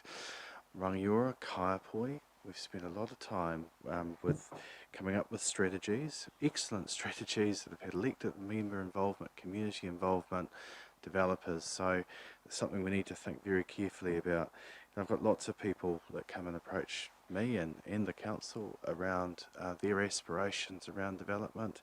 I wouldn't want to see, just because of what's proposed here, that they feel dissuaded from making those choices. You know, another area that's important that we don't have a current strategy for, but it's growing, is Southbrook. We've given the encouragement, we don't have a strategy down in that area, and that's really important. It's probably one of a growing area of employment rich and all the opportunities that are down there, so it's certainly something I think is important. I think the process you're following, I realise there's no choice in terms of, well, we could make a choice, but really and truly it's not worth considering that, because it'll just tie us up in further process that we don't need to be in. But around bringing that back to council for its view and sign off, I think is important. So thank you for incorporating that, Councillor Barnett. Further speakers? Okay, for right of reply, I'll put the recommendation. All those in favour, please say aye. Contrary, declare that carried. All right. Thanks, Trevor. Thank you. Thank you both. Item 8.4, which is the budget for Kaiapoi Town Centre Car Park. Sean and Simon, pages 339 to 342.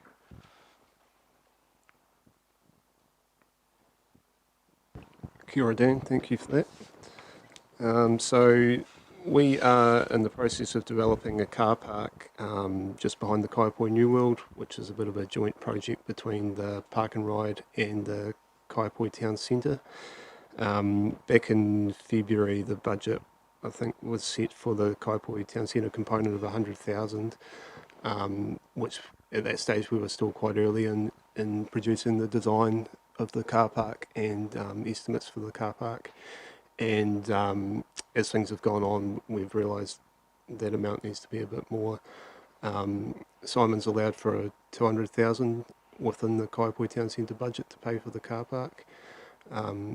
We decided once we got a tendered price that would go back and so we'd know the amount to request the funding that needed to be brought forward. So based on that tendered amount and additional for PDU, contract management fees and those type of things, we're requesting that 95,000 be brought forward to make a total of 195,000 excuse me, for this year to pay for that construction. Did you wish to add anything, Simon? Questions, colleagues? Okay, we have a recommendation. Councillor Blackie, seconded by Councillor Atkinson. Councillor Blackie? Thank you, Sean and Simon. Pretty much a no-brainer.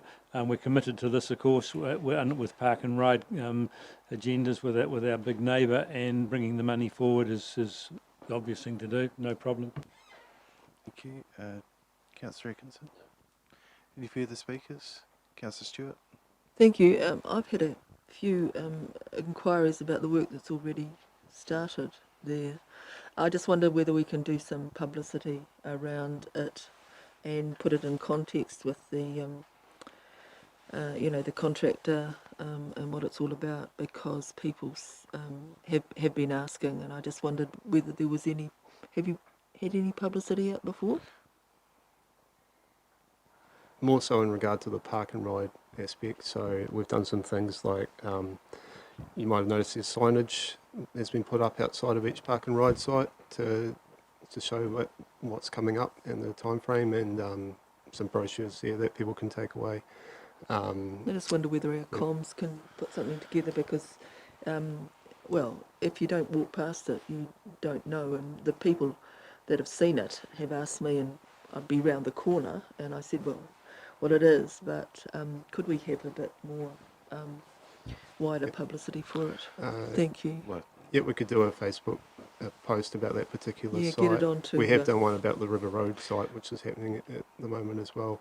Also note in the Northern Outlook a week or two ago, I think there was a write-up about Park and Ride in the what's happening in the community section. Yeah, So particularly for Kaiapoi, and put it on that website that none of us like. We won't make a reflection on that, but carry on, Simon. Very happy to work with our comms people to put something out there to the community about what's happening there. You might note a wee while ago when we came with the original report, there was an opportunity that we were going to provide businesses in the immediate area to potentially lease some of those car parks as well, a small portion of those car parks. So we can form our communication to consider that as well. I fully support the recommendation. Really good work that's gone into this. It's been well discussed. There's another really good local paper in the district called the North Canterbury News.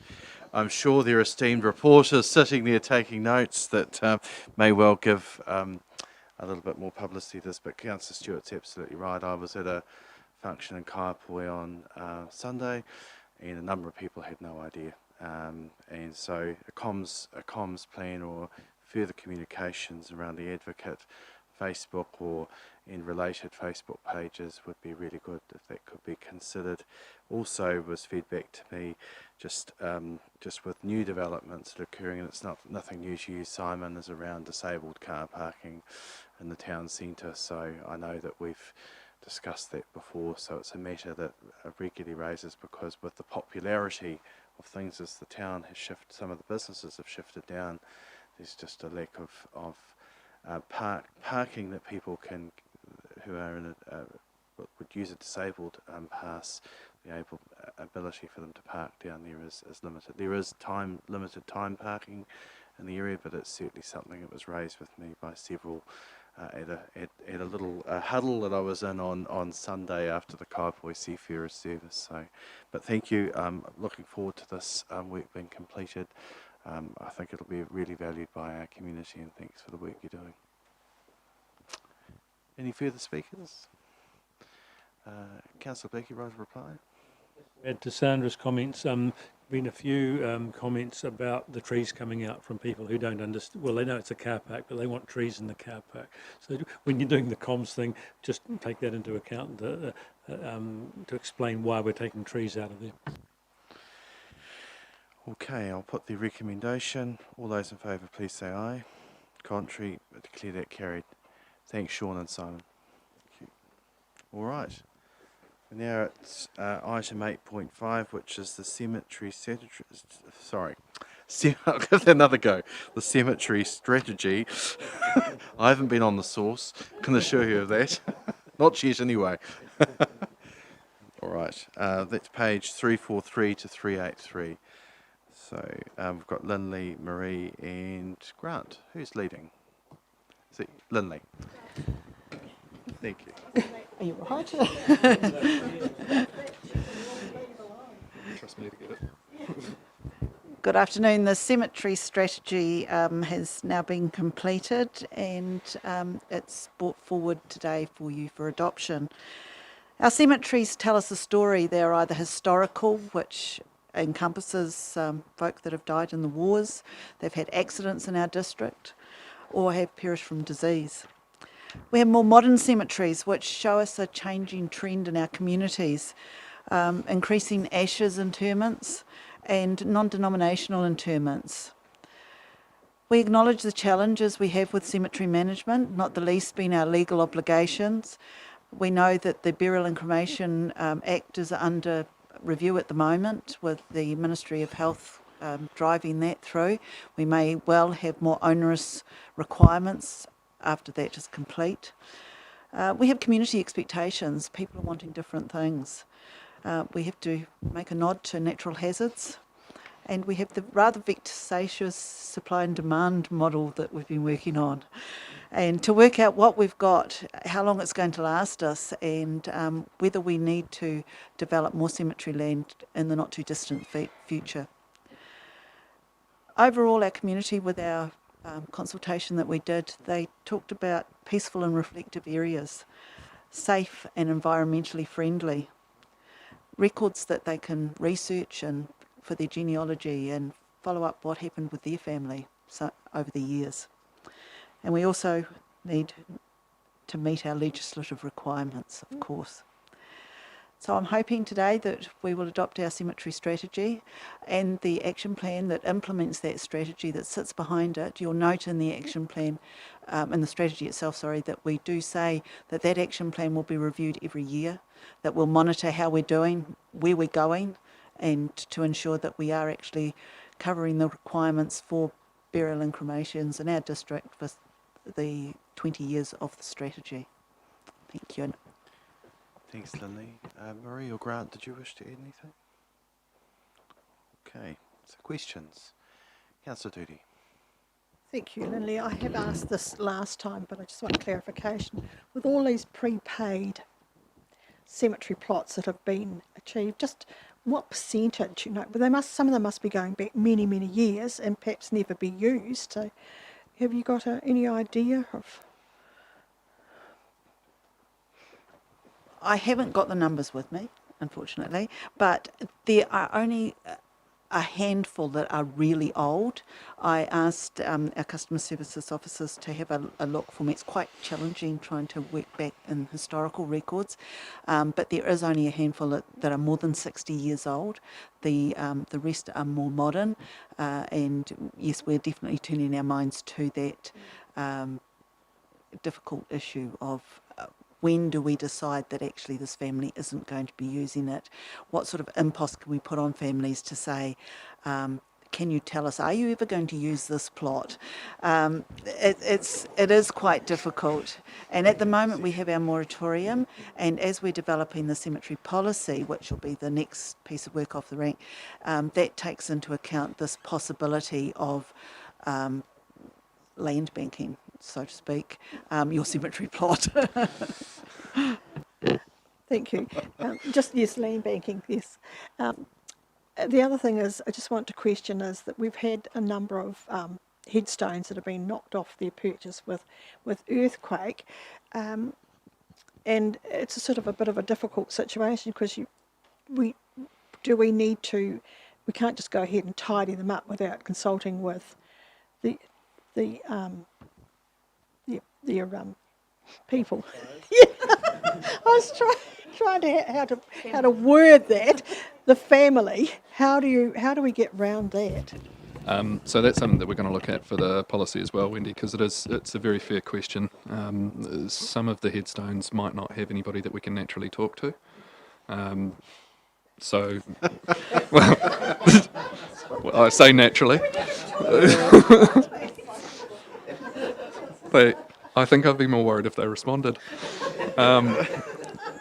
So yeah, look, there's some investigations that we'll have to do there because it's kind of a problem for cemeteries right up and down the country as well as to what do we do with headstones when we've technically they're an asset that somebody else owns, but it's how cold we become with that, as it were. So that's certainly something that we need to look into. Thank you very much for that. Councillor Barnett, followed by Councillor Redmond. Sorry, thank you very much for the strategy. It looks great. I just wanted to check, because this is obviously not operational, but I had a question the other day about if someone wants to renew a plot or a headstone or anything like that that's of the family but not their immediate relative, what's the process for that? What do they do? Like they want to actually make it tidier or prettier or remove lichen, but how do they get permission? They're able to maintain them. With any grave, there's somebody who is the rights holder, and it's either the person who purchased the plot or a next of kin. And we need to be careful, particularly with the historic ones, that there aren't changes being made. Sometimes, with the best intentions, families might want to upgrade or change the wording or add additional wording to the graves, but generally if it's just maintenance, then they're able to do it. We just need to find out what they're doing, because obviously if they're working in the cemetery, there's things that we need to know about what they're doing. They're not going to damage anything else while they're doing that. They're not going to harm themselves.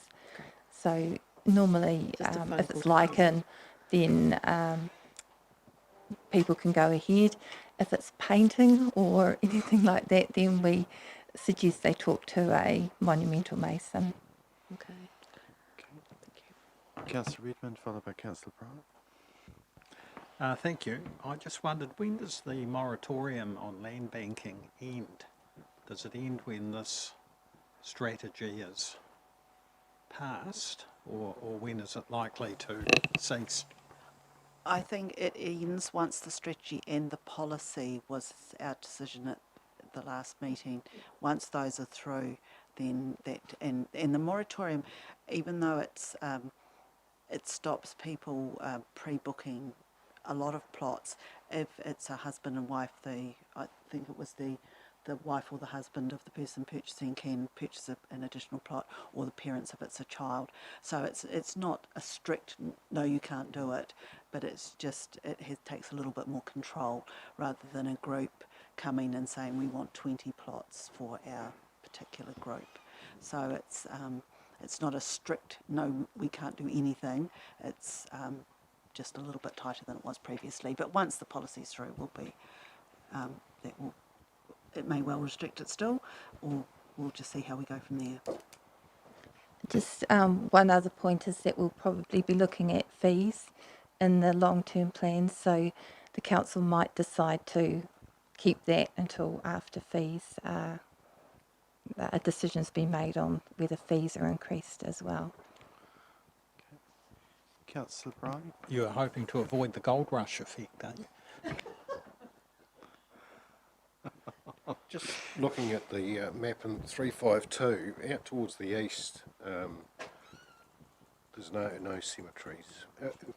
We're going to be starting to look, given 2 reports back, we were talking about how rapidly Woodend, Ravenswood, Pegasus is growing. Yeah, and look, that's one of the key things that we've put into the action plan as well, and that's a bit of work that we're going to be looking into as well.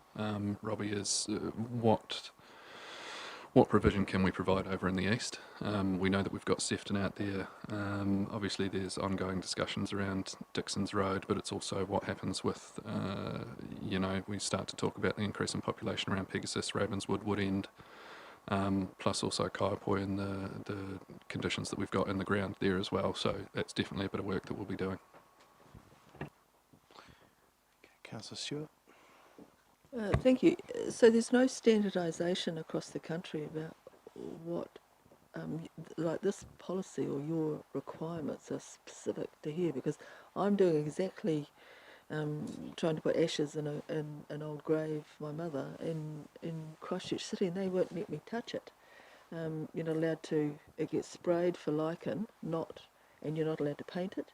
You're not allowed to do anything at all. It stays like it is. And if I want to add something else to it, not allowed to. It has to be strictly passed by the registrar there. So there's no standardisation across the country. It's specific to whatever we decide here compared to what happens elsewhere. That's right. There's no standardisation as such, but I think if you look at what other councils are doing, and we have taken the opportunity to look at quite a few, that it is quite standard when you look at processes and memorial sizes, that type of thing.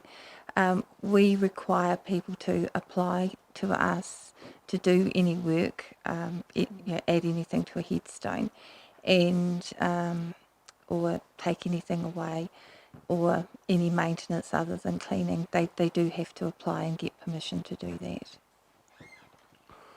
I would also say as well that we're, especially through Marie's team, we're a little bit more connected with the customer base, as it were. So some of the policy and some of the things that we're suggesting aren't going to be as black and white and, off the table. We tend to humanise and work with our people a little bit more. Yes, I was quite taken aback really, but however, Okay. Mr Mayor. Yes, sorry. I'm just sorry. Yes, sorry. Further questions? No, no I was questions. just I'm going to reflecting move it. on something I that know. Grant said. I know. I was just Poor- wondering poor what his Grant. engagement strategy was, but anyway, I wasn't going to dare ask that question. Dear. Good on you. Yeah, that's All my right. buzz, yeah. Someone prepared to move? I move Councillor it, thank Doody, you. seconded by Councillor Bryan. Councillor Doody. Thank you very much for this. This is quite an exercise that you've got to do, and with looking forward with where you're going to place other cemetery areas and the land, the amount of land that you're going to be needing for future generations. So there's a lot of work to be done on that, and I really appreciate the work and effort you've put together. Thank you. Councillor Bryan. Very important planning process. You've all heard the saying, there are only two certainties. I won't go into the rest of it, but very important piece of work. Okay. Further speakers? Right of reply? My right of reply is just going to be a little comment. Is that all right? It's fine. When Ian and I bought our plots, we did say to our daughter that we've bought a piece of real estate, and she said, "What? You haven't told us?" And so we said, "Well, come with us and we'll show you where they are." And all we got was, "You two are sick." Right. Thank you. Thank you, Councillor Doody. With that, I'll put the recommendation. All those in favour, please say aye. Contrary, declare that carried. Thank you. Thanks, Lindy. Thanks, Marie, and thanks, Grant. Appreciate your work. Right.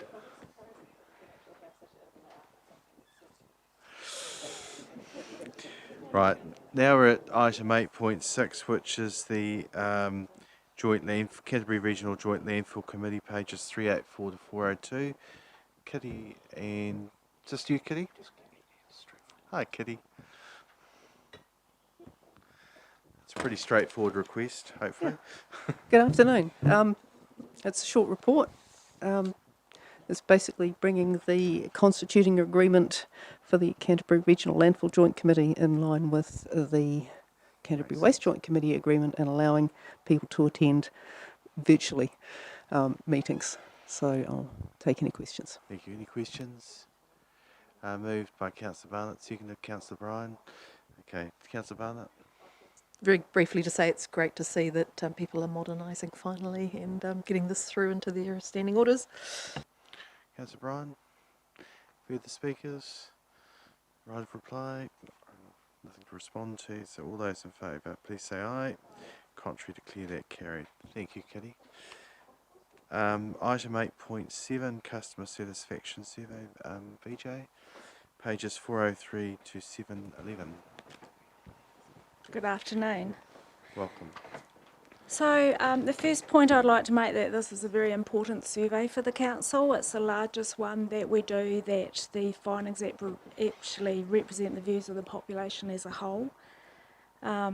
Also, the findings have been consistent over time, so it reinforces its credibility.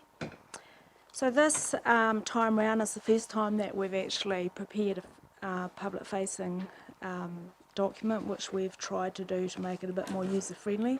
You can't sort of see the full effect on your screens because it's designed as a two-page document, a two-page spread, I should say. But overall, I think the council should be really pleased with your overall results. Your overall performance is 85%, which is the same as your previous survey, and dissatisfaction is really minimal. So if you're sort of thinking, what does that mean? Well, by comparison, I read in the local newspaper a few weeks ago that the Christchurch City Council, it's not exactly apples with apples because they do an annual survey, resident survey, and they use a different methodology, but they had 50% and they had decreased from 62% from the previous year. So the City Council article in the paper said they're really concerned about the results and they're looking at how they can get residents more engaged. So I think, you know, this council's doing really well. So the big winners with very high satisfaction and minimal dissatisfaction were waste management over there and water supply and library services. So I think we should give some congratulations to those teams, and my question is, how do we sort of recognise that as an organisation? Areas that stood out as needing improvement were consultation, the Rangiora Town Centre traffic flow and parking, regulatory performance and environmental management. One of the things I'll say about the town centre traffic flow and parking is also it was the biggest increase in satisfaction. So I think it just depends as the area grows and you get more and more people and you get more traffic, you do things to address it and the dissatisfaction goes down and then you get more people and it's a bit of a circular thing. Environmental management, if we do the survey in 3 years' time, it would be really interesting to see whether the results reflect the current investment that this council is making into the area. But one of the points I'll make is that this will only happen if the general public becomes aware of the improvements made. So I think it's really important that the council informs the public, to think about how the council informs the public about the work it's doing. Across the board, residents wanted more information to be provided about council's activities in a variety of ways. But the question is, how do you do this best in a world of information overload? And we do provide a lot of information. And one example I can think of is community development, where the users of the services they provide have really high satisfaction rates, but overall there's in this overall resident survey there's a really large don't know non-response, and I think somehow it'd be good to try and get the general public in the district knowing about services they don't necessarily use but fund. And so my last point is we need to put some effort into thinking about how to use the survey results to inform council's business and let members of the public know we've heard what they're saying so that they'll think it's worthwhile to contribute their time, because people's commitment to filling in surveys is decreasing over time. And one example I got from the Christchurch City Council's website is they say for example, in a particular area, they say, this is the satisfaction rate, this is what we provide, this is what you think, what you say, and this is how it links to our community outcomes, and this is what we've actually done. So if we start linking some of the work that we're doing when we advertise it and go, you said this and this is what we've provided, then we start making those kind of connections. And this is another example where they've just got a one-page snapshot saying what people said we did really well, what people think we can improve, and what people think we're unsatisfied, which is the red bit. So just trying to get, so trying to get the message a bit out more. And I'll be working with comms to look at how we might do some of that messaging. Thank you. Thanks, Vijay. Do we write back to those that we survey and give them any feedback? It's an anonymous survey. Oh, right. So, yeah. Yep. No. All right. Any further questions? Councillor Stewart? Yes, I was just going to ask whether there was, taking your point there on page about, people being generally not as aware as we would like about particular services that the council provides. You're using that, but in fact that can't work for City Council, because you've just told us about how they've only had 50% satisfaction. So how was that? Well, it won't necessarily increase the satisfaction rate, because like one of the big areas that people were dissatisfied with the City Council was their decision making. So if we did things, took actions that people were generally not happy about, you'll see that reflected in the next survey, no doubt, and we've seen that in the past. But I think it'll help improve the non-response rate, and if we start linking it, people will go, well, actually they are doing things.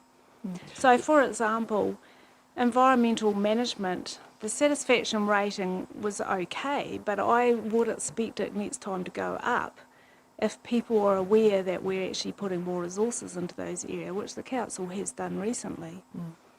The question I was going to ask following on that was, is there any council in New Zealand that is has got this issue that you're bringing up sorted so that we could in fact take a leaf out of that book? You're advocating this one, but are there any others? Well, I think there's some, yeah, I mean, I don't know the answer to your question. I mean, I think we can look at the way we communicate our results better, and I don't know what other councils do to communicate their results. Further questions? Councillor Williams, followed by Councillor Doody. Just curious, it's got the cost comes out of our normal budget. What is the cost of that satisfaction survey? Well, normally it's usually it's staff time. However, this time round we had a researcher actually do the background research report for us, and I don't know the cost of that off the top of my head because Jeff Meadows signed that off at the end of the day. So it is a significant cost to the council because there was myself and our researcher and Lindley and Gina working on it, and now we'll be looking at working closely with comms. So it is a significant time cost. So I think it's another reason why it's good to make the survey really count in the business that we do.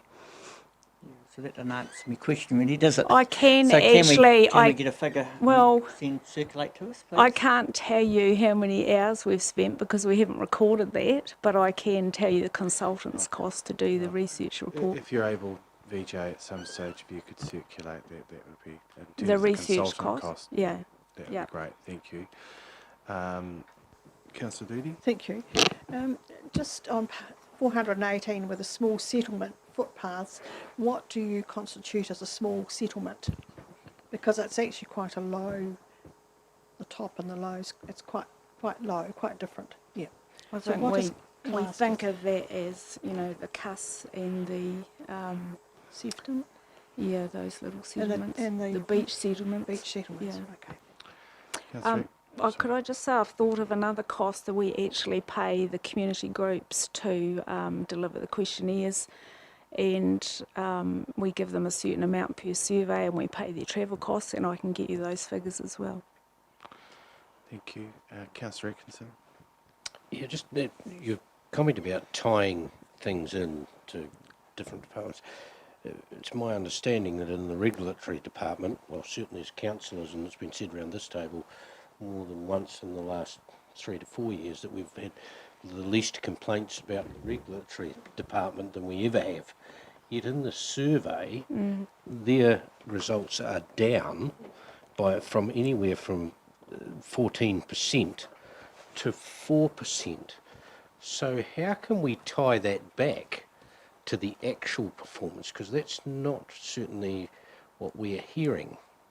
Yeah, so I guess that's the general population's perceptions out there of, as opposed to people, well, there might be a bit of a double up, but people who actually use the service. So the people who are coming in and using the service, you're saying there's, less complaints, but this survey is across the whole, so the opinions of these residents reflect the district as a whole. So, and just further to that, my experience is that their last interaction that was particularly negative is the one they most remember, and that might be 10 years ago when they last built their house, which may not necessarily be a current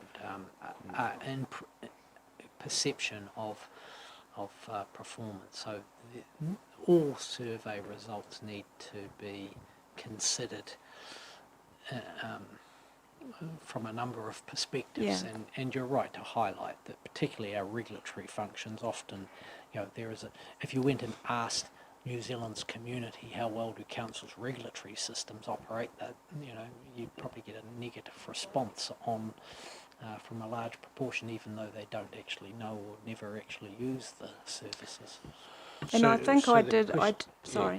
So the question around that then is, given that explanation, this is now a public-facing document, which is going to have these results in there, which are, I mean, and I get that some of them are subjective, but I mean, that's a pretty big discrepancy, discrepancy. I mean, that clearly, in my mind, when I look at the informatics on that, looks like the regulatory department is not going so well. That's what it looks like. If you put that out to the public, they're going to go, geez, they're not doing a very good job, are they?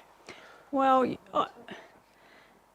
I think I had in my original draft of my report that, regulatory performance, people it's not the warm fuzzies that you get from libraries. So, because you're sort of restricting people's activities. So there's that aspect of it as well. But one of the things people are asking us for is to be transparent, and they're the actual results of the general survey. So it's like we're not trying to, maybe we can alter the page to actually put some, we have to be careful about being selective about what we report on when it's a general resident survey. But there could be a way that we can address your concerns. Anyway, you'll take it on board, VJ, so thank you. All right, any further questions?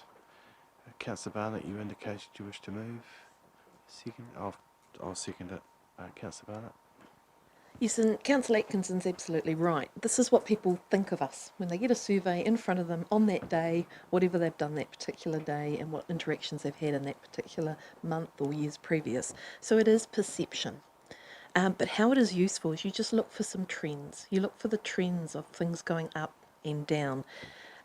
We already do user surveys in each of our departments, which then add to the amount of data that we've got. So I'm quite comfortable with this being public. It's what those people thought on the day of the council. It's a snapshot in time.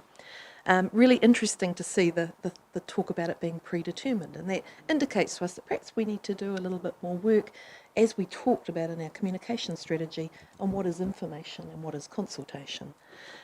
Interesting to see cycling coming up, and the wanting us to do more in the climate change and environmental and the water space.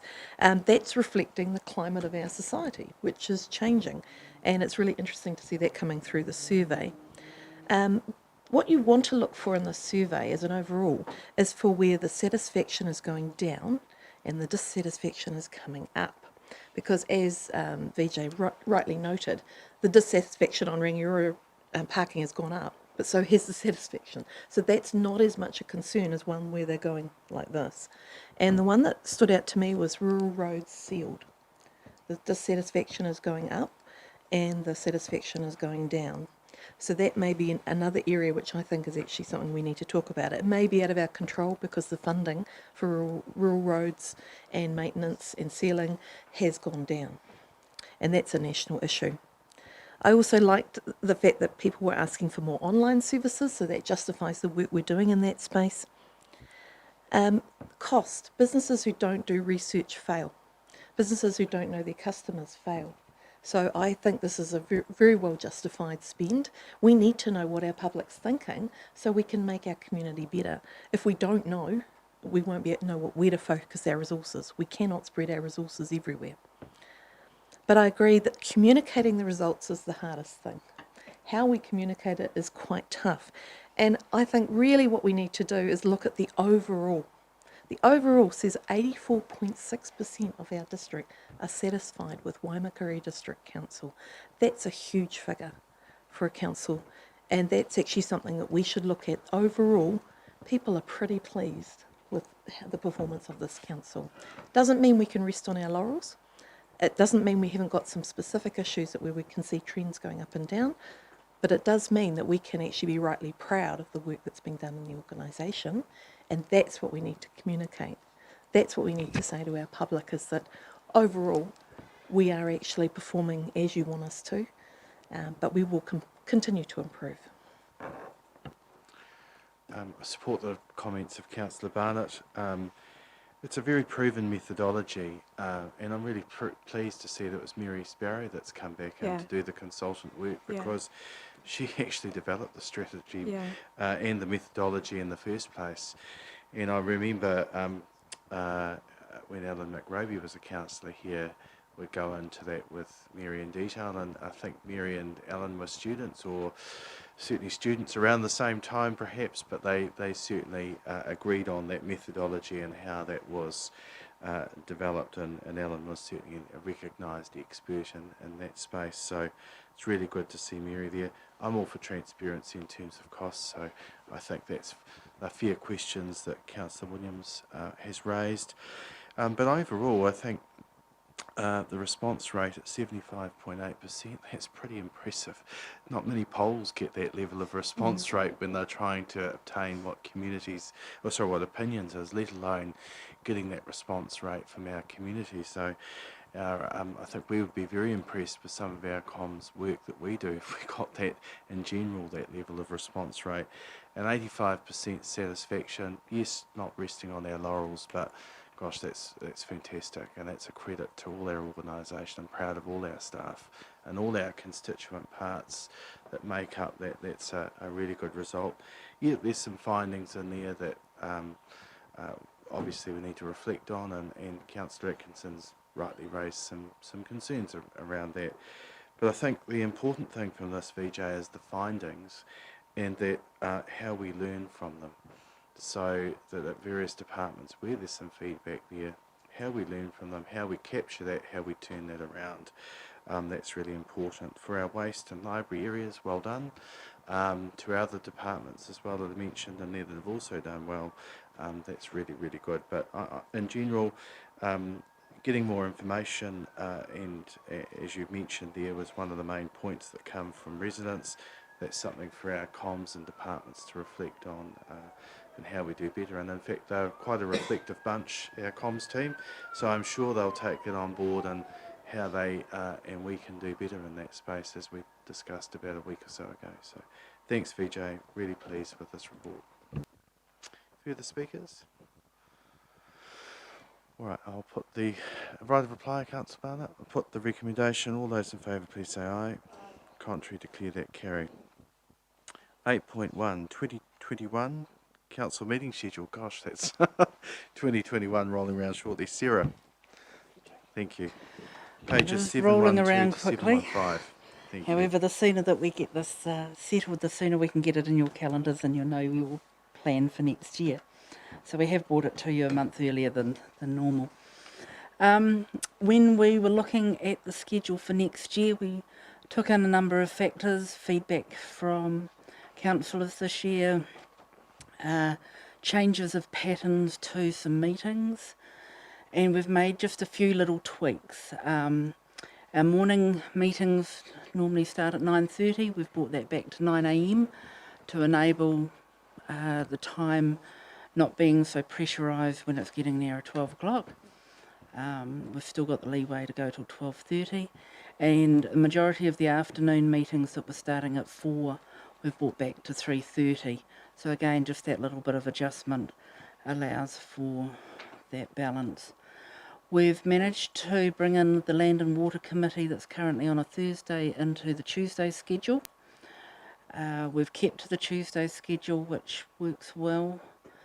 And there will be, after March of next year, a decrease in the need for the DP&R committee meetings.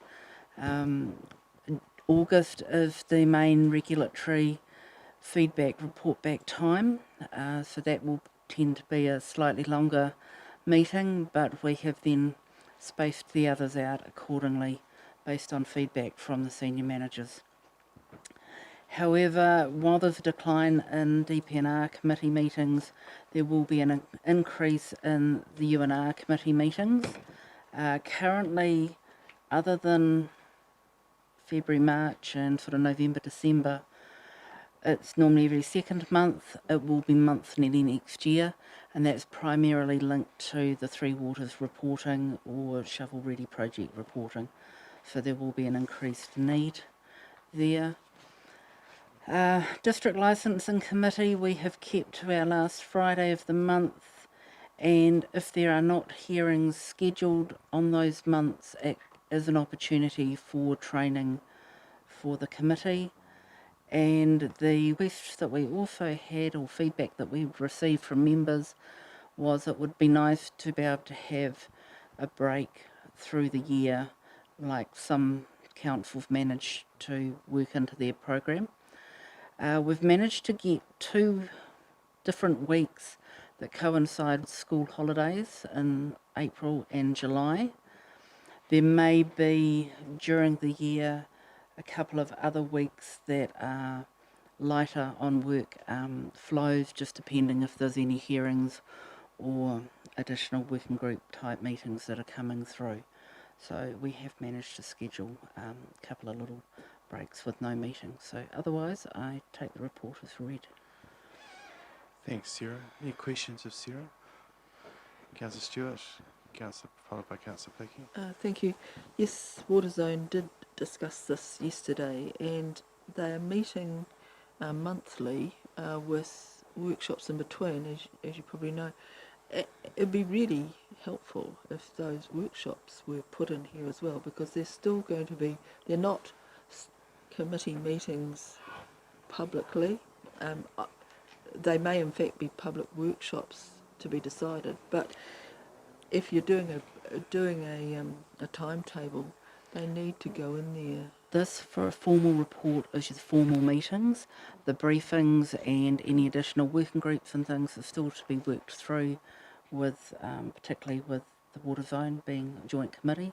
So that feedback is yet to come back from staff on the other side as well. So work in conjunction. And the meeting schedule that you see is a separate attachment to this report. That will be expanded as those dates are known and worked through over a period of time, as will any regular working group meetings that are going to be a continuum through the year.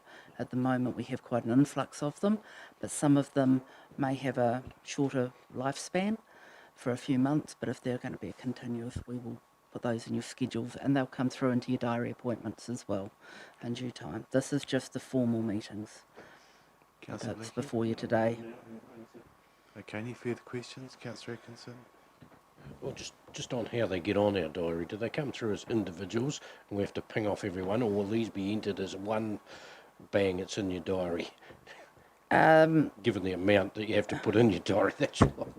They are put in as individual meetings because some meetings are not consistent, like the first Tuesday of every month might be easier than others to put in. Oxford, when we put that in, is slightly different again, but they're put in as a council cluster. But staff get pretty proficient at putting those in for you. Okay. Any further questions? I'll move from the chair that we accept the move the recommendation from the chair. Any Councillor Doherty will second. Just briefly, Sarah, thank you for all the work that you've done piecing all this together. It's a very big task, and I do appreciate that you've also managed to just work in some short breaks there, because that's the feedback I've got from a number. I just wouldn't mind that occasional just gap, really, just so that there can be a bit of an opportunity for refresher. Other councils do it, and I think it's good practice. So I've got no hesitation moving your recommendation. I certainly wouldn't want to try and change it. Seconder, who was Councillor Doherty, do you wish to speak? Just to say thank you very much, Sarah. This is quite a mammoth procedure you've gone through, and thank you very much. It's I don't really quite know where you would fit all these meetings together and making sure that they balance nicely, but you've done a great job.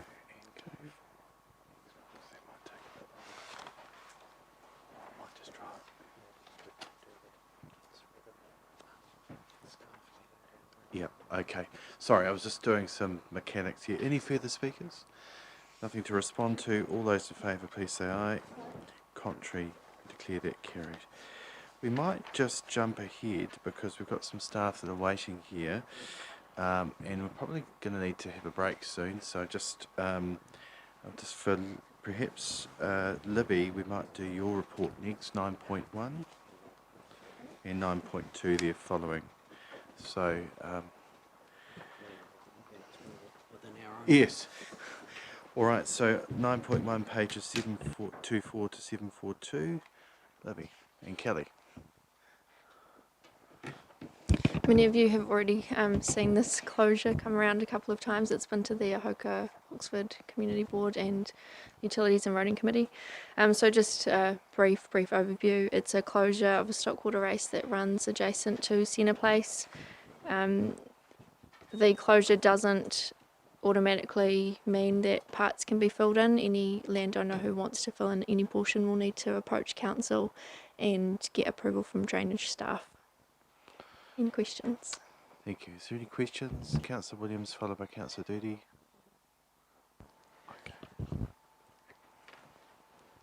There's a wee bit of flooding in that area, and what concern me is they may be able to follow that in. How would that affect upstream on that there if we give permission for one landowner to basically dam a water race when it may be getting used as a bit of a flood protection?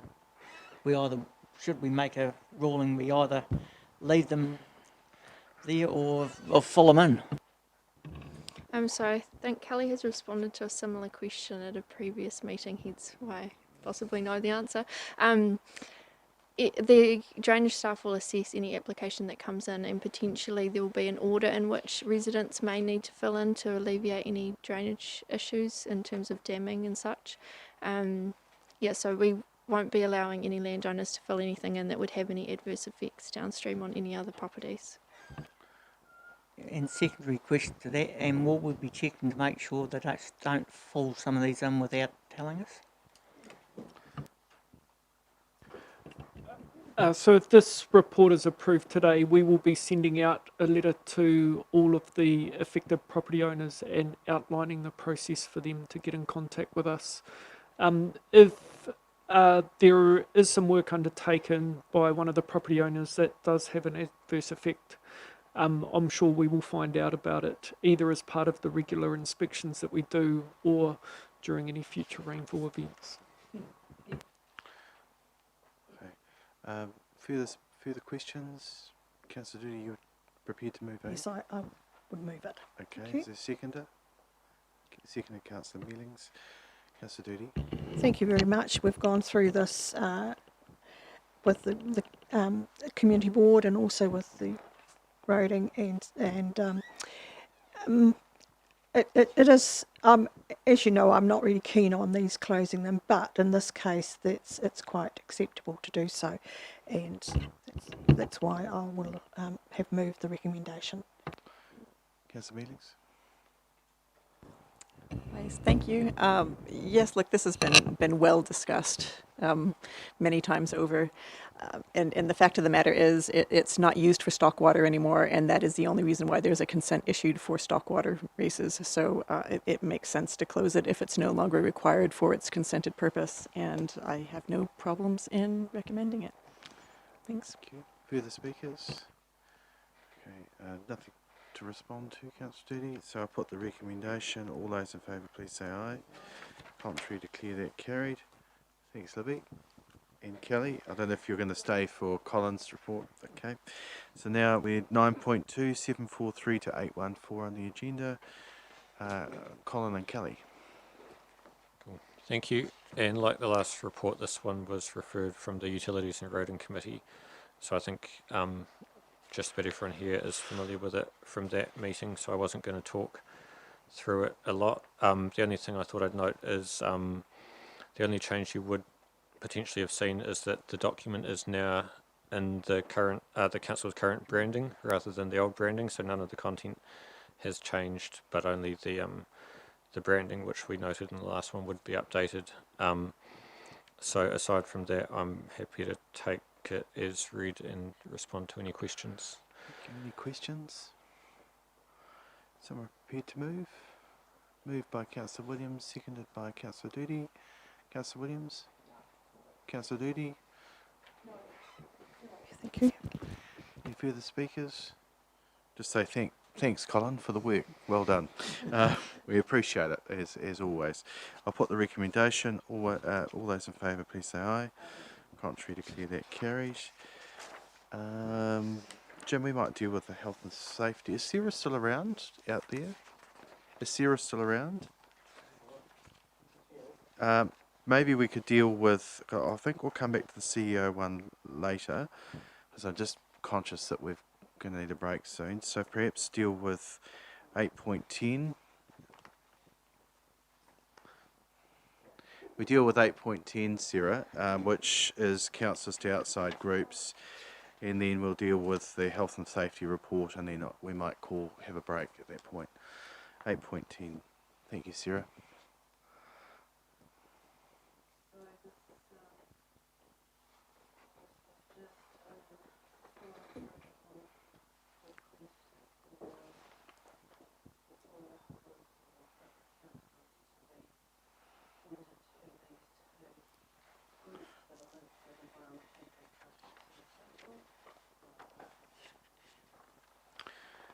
Thank you. Any questions?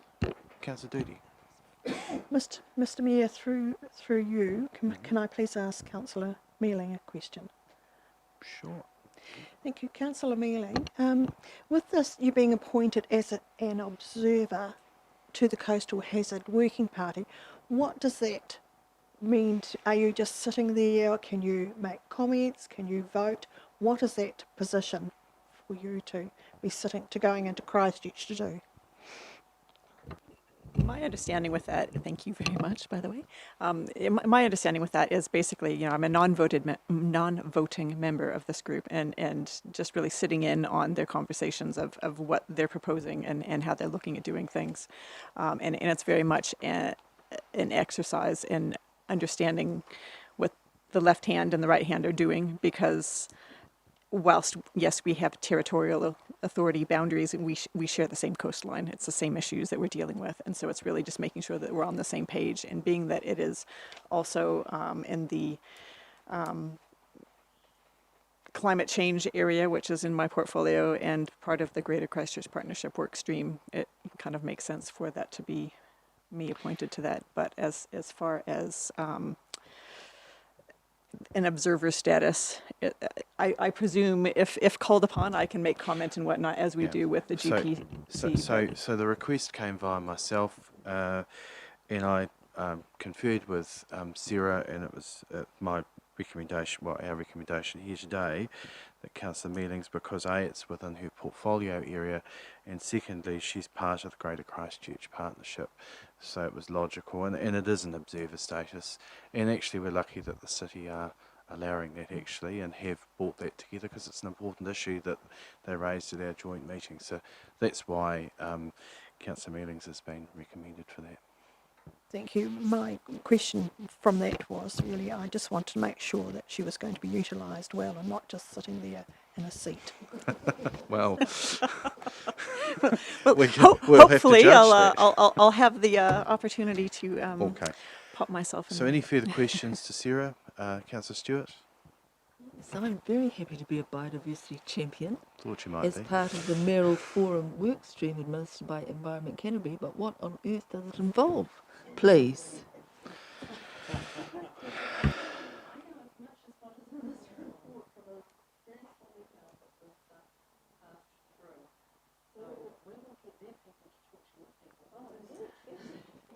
I just thought that would be an area that you would be interested in, Sandra. Councillor Barnett?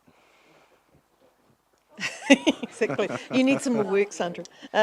Just again on C, I'm just wondering, obviously that was an opportunity that came through a Merrill Forum work stream. Would there be other opportunities come forward occasionally for councillors to be involved? If they do, I'll certainly present them here.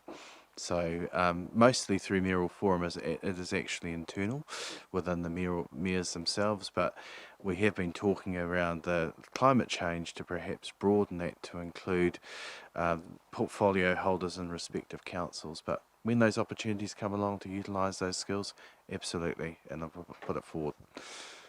Okay, any further questions? So we have a recommendation, A, B and C. Someone prepared to move? Moved by Councillor Barnett, seconded by Councillor Doody. Any discussion? Councillor Doody, no? Just congratulations to the both of you for whatever you're going to be doing. Hold the congratulations. You might just make sure it passes first. Moved and seconded. Any further discussion? All those in favour, aye. Contrary, declare that carried. You both now, Councillor Doodie's congratulations are well justified.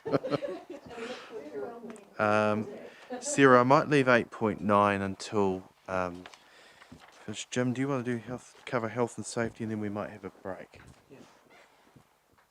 Thanks, Mr. Mayor. So this report, the standard report, to note, Rangiora Service Centre renovations are well underway and work crew are there dealing with the upstairs, and people are spread to the four winds of Rangiora, and generally the feedback I've received when visiting those sites are people are appreciative of the alternate accommodation and having a temporary home, so that's going okay. The balance of the report is there for your information, and you'll note the sad event that occurred in Kaiapoi, which our library staff provided as much support as they could to the member of the public who sadly had a serious accident and subsequently passed away.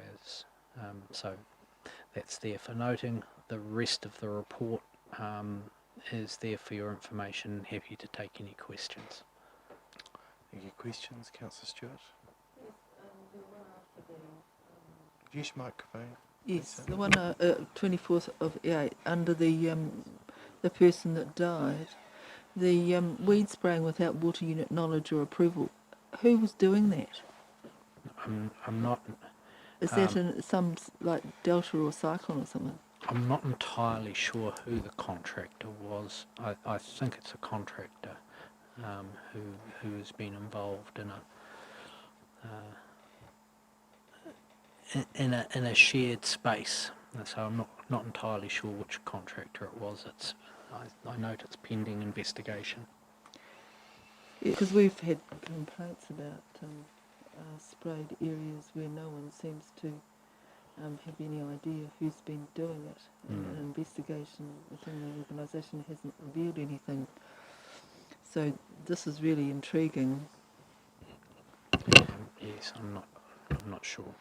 Councillor Butt. I'll find out what I can about it. I suspect we may not find out too much about it as we have with the others, but I'll certainly make that inquiry. Councillor Butt? Very quickly, this may not be as relevant, but the chicken hutch that we put on the tractor farm drain, how aware do you think our residents are about what they can do in things like road reserves and roading areas? I noticed that someone has planted trees again on the road reserve on Oxford Road, in front of a historic sign, which is going to have to be fixed. So how do we communicate to our public what they are and aren't allowed to do in the road reserve type areas? It's a constant challenge, I think, right across our community as people encroach into adjacent spaces and ownership becomes 9/10 or possession becomes 9/10 of the law, and we see that often in our beach communities, and Te Kahaka has a constant struggle trying to keep the invasion of gardens into public spaces and reserves, and same with roadways and any other patch of ground. And sometimes those people actually do a really good job of actually maintaining those public spaces and save us some money in doing that, but sometimes they do some things which aren't necessarily helpful, and I don't think we have a education campaign alive in this space at all, really. When we get somebody who's encroaching into spaces, and it's my experience with it's mainly been in the beach communities where property owners look to extend gardens into the reserve space. That's the one that we have had the most challenge with that I recall, and usually that's an ongoing conversation as we try and reclaim those areas. Well, the effectiveness of a campaign in a proactive sense, I think most people know that they probably shouldn't do things beyond their own property boundaries, but it doesn't stop them nonetheless. Councillor Doody? Just to comment on that, how many billy goats and things like that are parked up on the road reserves with their little A-frame hutch have we got?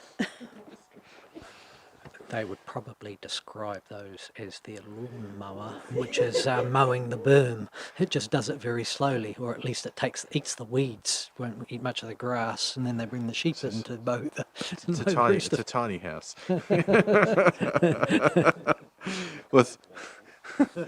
right.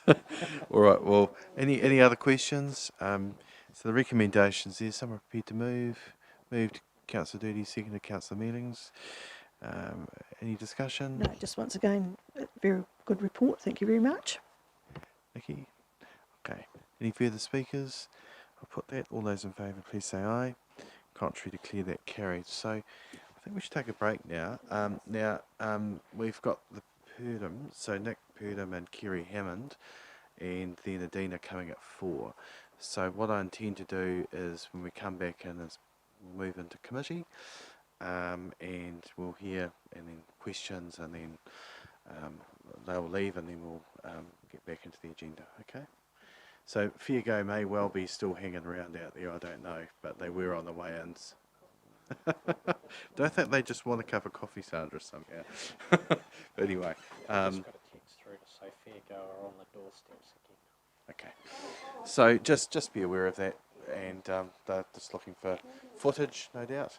They're allowed to come in here, by the way, but when it goes into public excluded, they need to depart. Alistair will hopefully be up here to help us manage that. Otherwise, we'll send Jim out. All right. Hey? What's that?